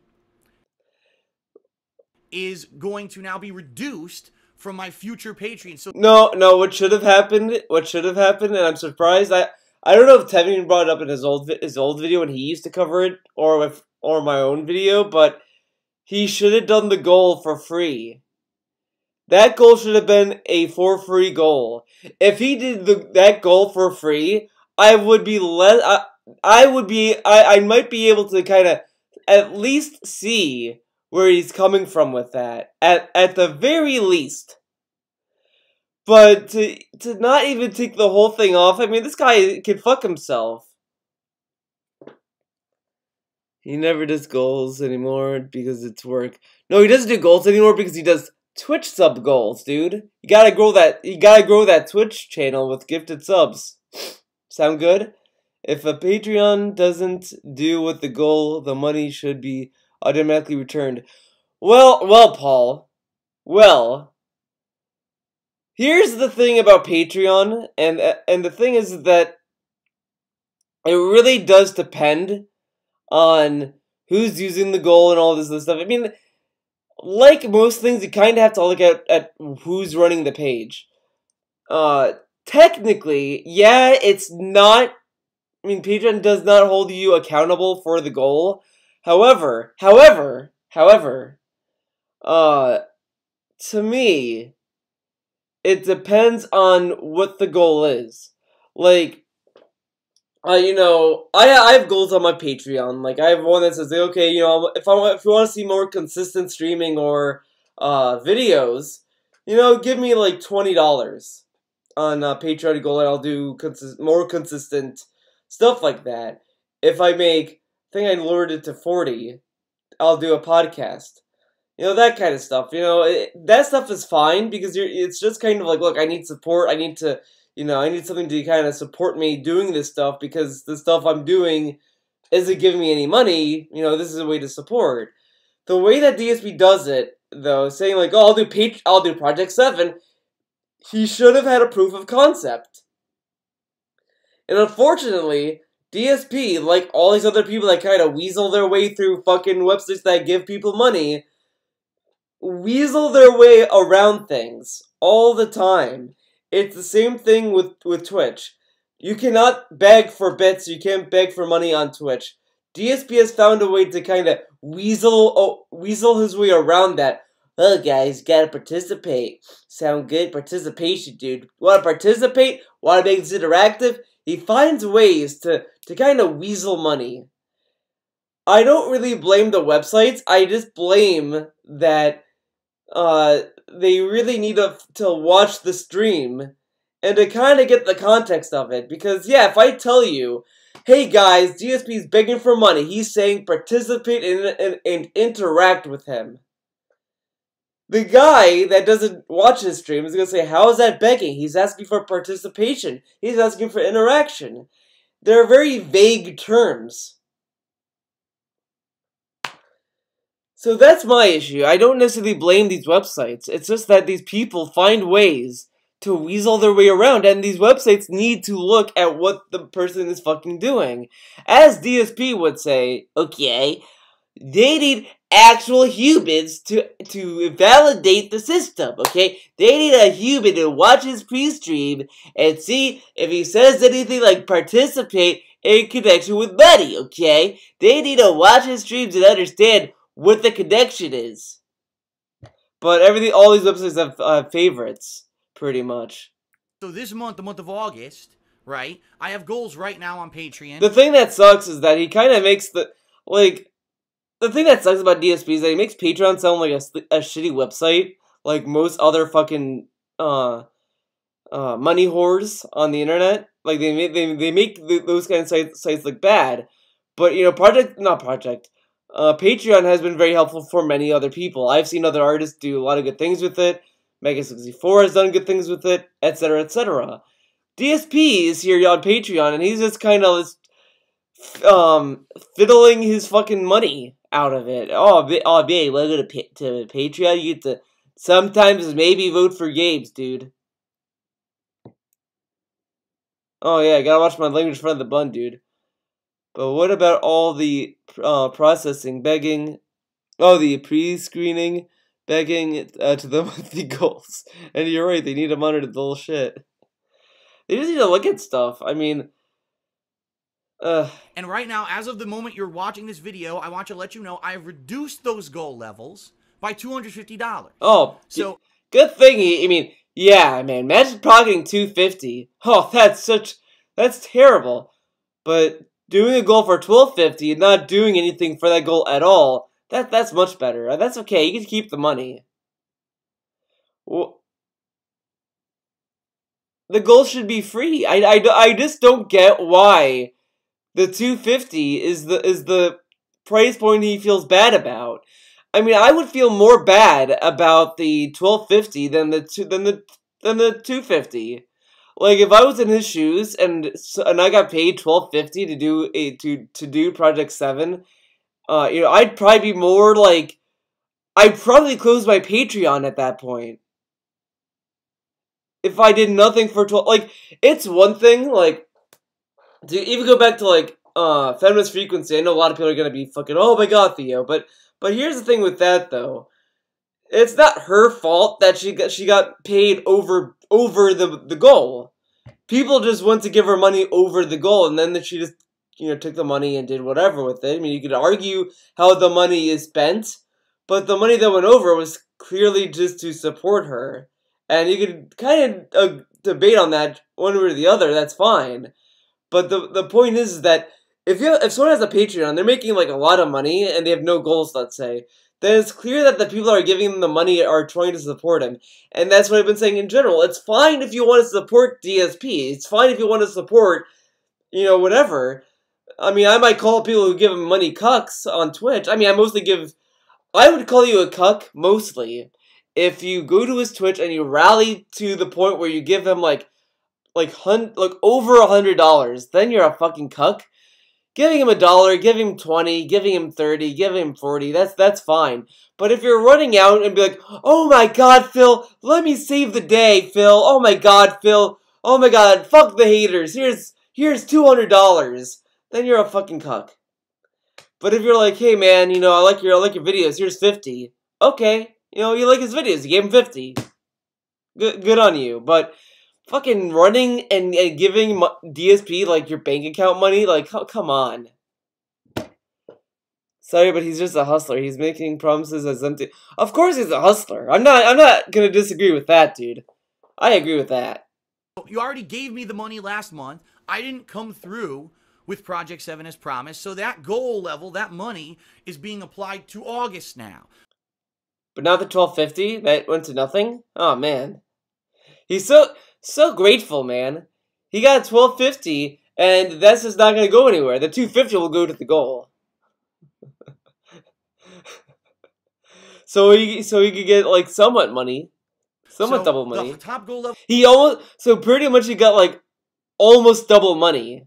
Now for August is not $1,250. It's $1,000. If I can raise $1,000 on Patreon, I'm going to be doing an indie marathon, okay? So that's the way for me to come through and not...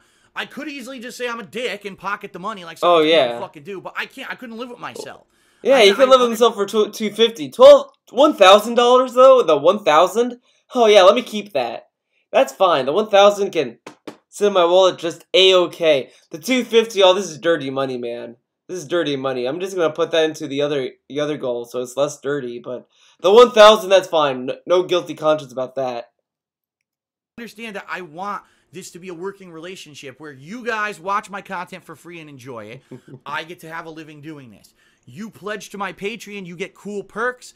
I have goal levels and cool events and things that I give back to you, but I also get that money for funding and constant improvement and things, right? So I am not going to just pocket that money. It goes towards now August. So all the August goals have been reduced. That money went from July and got taken away from July and placed towards the August levels, okay? So understand, I apologize. If you are very disappointed, you were dying to see Project 7 right away. I'm disappointed too. You know what? I'm going to thumbs down this video. I'm going to thumbs it down.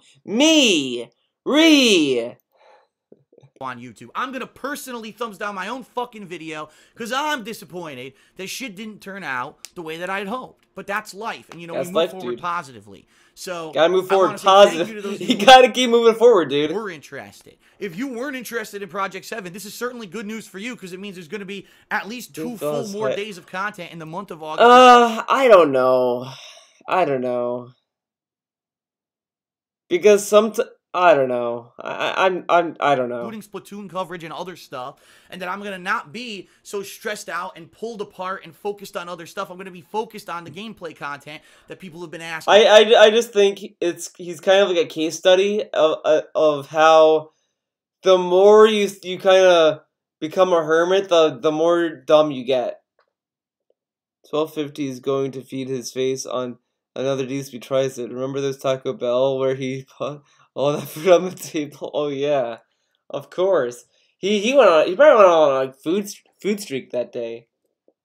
For okay, so in summary, Project 7 is something that I think could potentially still be a successful project in the future when I have the means to do it, meaning the right equipment, the right funding, and the time. The right funding. Now, unfortunately, even though I wanted it to be, is not that time, and I'm making the executive decision to not make Project 7 and produce it now because I don't want to rush out something that I don't feel would be up to the quality standards that you deserve and that I want to put out. I don't want to rush and put out a turd.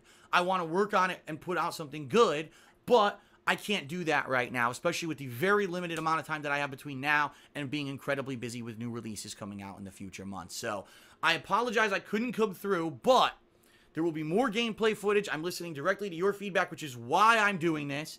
And like I said, I'm not just taking patron funds and pocketing them. Those who did have the high patron goal level hit, you can be a part of the Thanksgiving or Christmas specials, which I'll be talking about soon. And I'll be giving you information about what those specials will entail so you can decide which one you want to be a part of. If you did pledge to my Patreon in the month of July, why not tell us now? You know, that goal level was $250. That money's being applied to August. So I'm reducing those goals. So again, I'm not pocketing anything. It's all, I'm not pocketing anything, dude. Trying to be kosher and transparent here. Kosher and transparent, I'm very saddened that I couldn't come through. I'm saddened I get to keep $1,000 for nothing.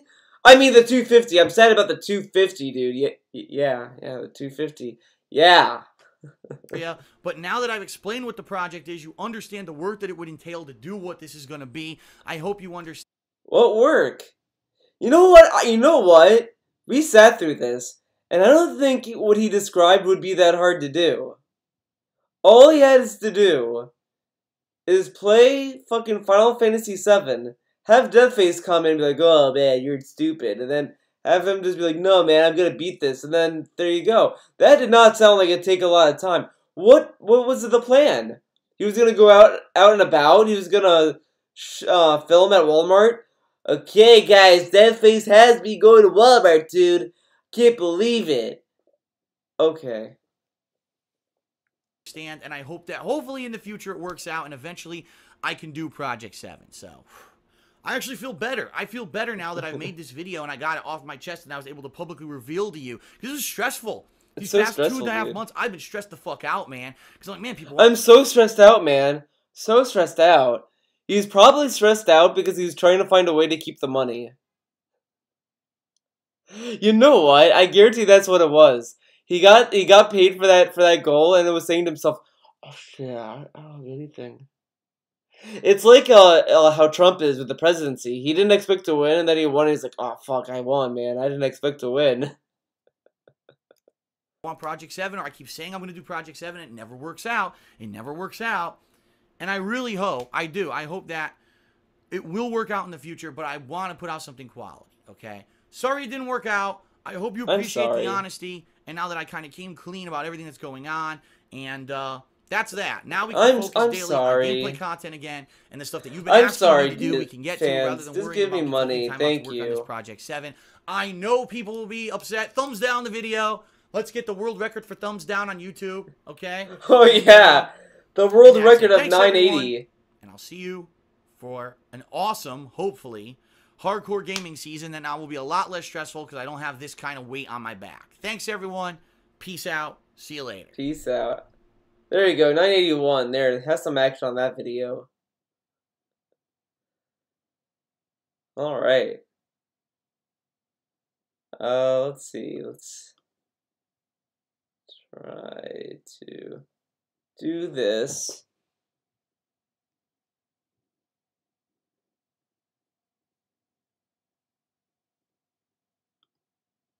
Okay. What should I name this? What should I name this video? No,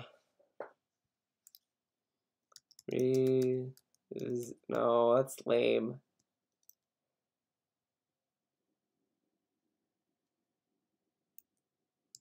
Wait, something happened to Project 7? There we go. That's a better title.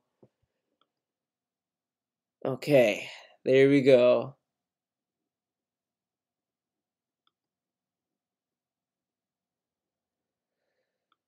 This is awkward. I don't know what else to do for this stream. Part of me is thinking of just kind of ending it, but I don't know. I don't know. What's he doing on Twitch? Let's see.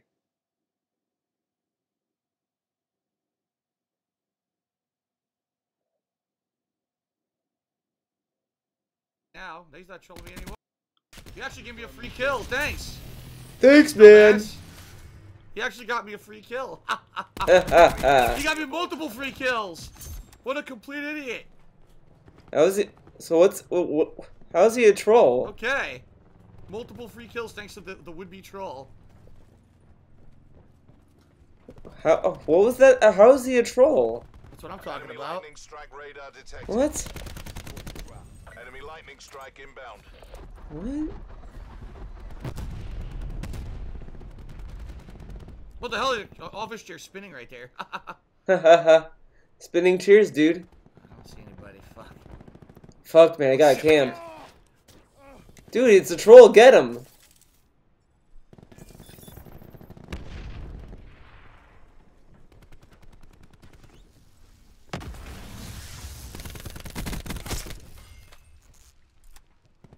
Okay. There's a good thing about the Seeker. It ends up telling you where the enemies are, especially if you can't find any. No shit. It's almost like it's called the Seeker. Oh, I couldn't get to the dog tag. Tripe says, memorizing the respawn system and running around in circles and constantly, I can't read the rest he says, but he says that's the way to play. Yeah, that's how you play modern first-person shooters. It has nothing to do with your actual skill with the guns or at the game. It's just memorizing the abusive shit and just doing it in a loop. It's fucking terrible. What is the abusive skills? I think this is like good gameplay. Obviously, he dies a What lot. I could do there. Fuck this! I'm gonna go back to blackout mode. Fucking stupid. And what a hot stream, by the way. Russian Love Machine, Eternal Napalm. He's still up there for 1K. Winter Wolfie, $1. Okay. That guy didn't have an intelligent thought in his fucking head. Oh, Seriously. by the way, he says he might not even play Soul Calibur 6. I'm never gonna play that game. Even though he said he loves Soul Calibur. He doesn't know he's gonna play it. Okay.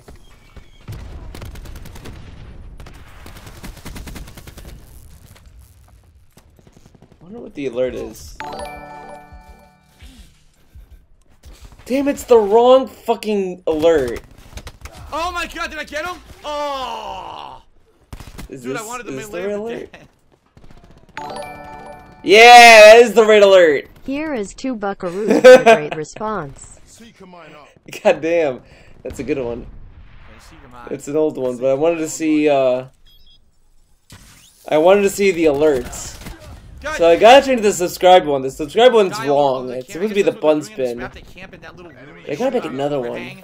Down into the I don't know how to make a GIF because I'm a fucking idiot. Jesus, that guy got brutally murdered. That was brutal. Brutal, dude. But I want to do other stuff too. I gotta figure stuff out, dude. What is dude? There's so many explosions. Dude, is that a rolling bunny? That's beautiful. Yeah. What the fuck? I don't know who. I forgot who made it. But I loved it. I was like, oh man, this is a great GIF. But I want to do another GIF. I want to make another GIF of something. I don't know what though. All right, well, they're all to the right. Oh shit, a dog. I killed a fucking dog. Good shit. Dog. Kill a dog. Discharging Tempest.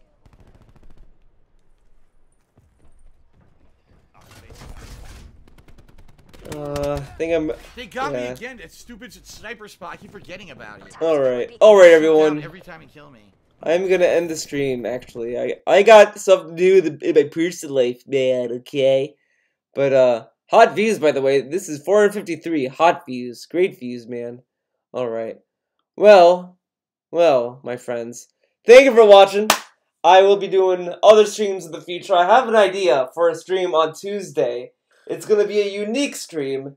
It's gonna be a test stream of sorts. I'm gonna try something out and see if it works. If it doesn't work, it doesn't work. But it is what it is. See ya next time. And everyone have a good day. And hope you guys are all happy and shit. What is this? Alright. Later.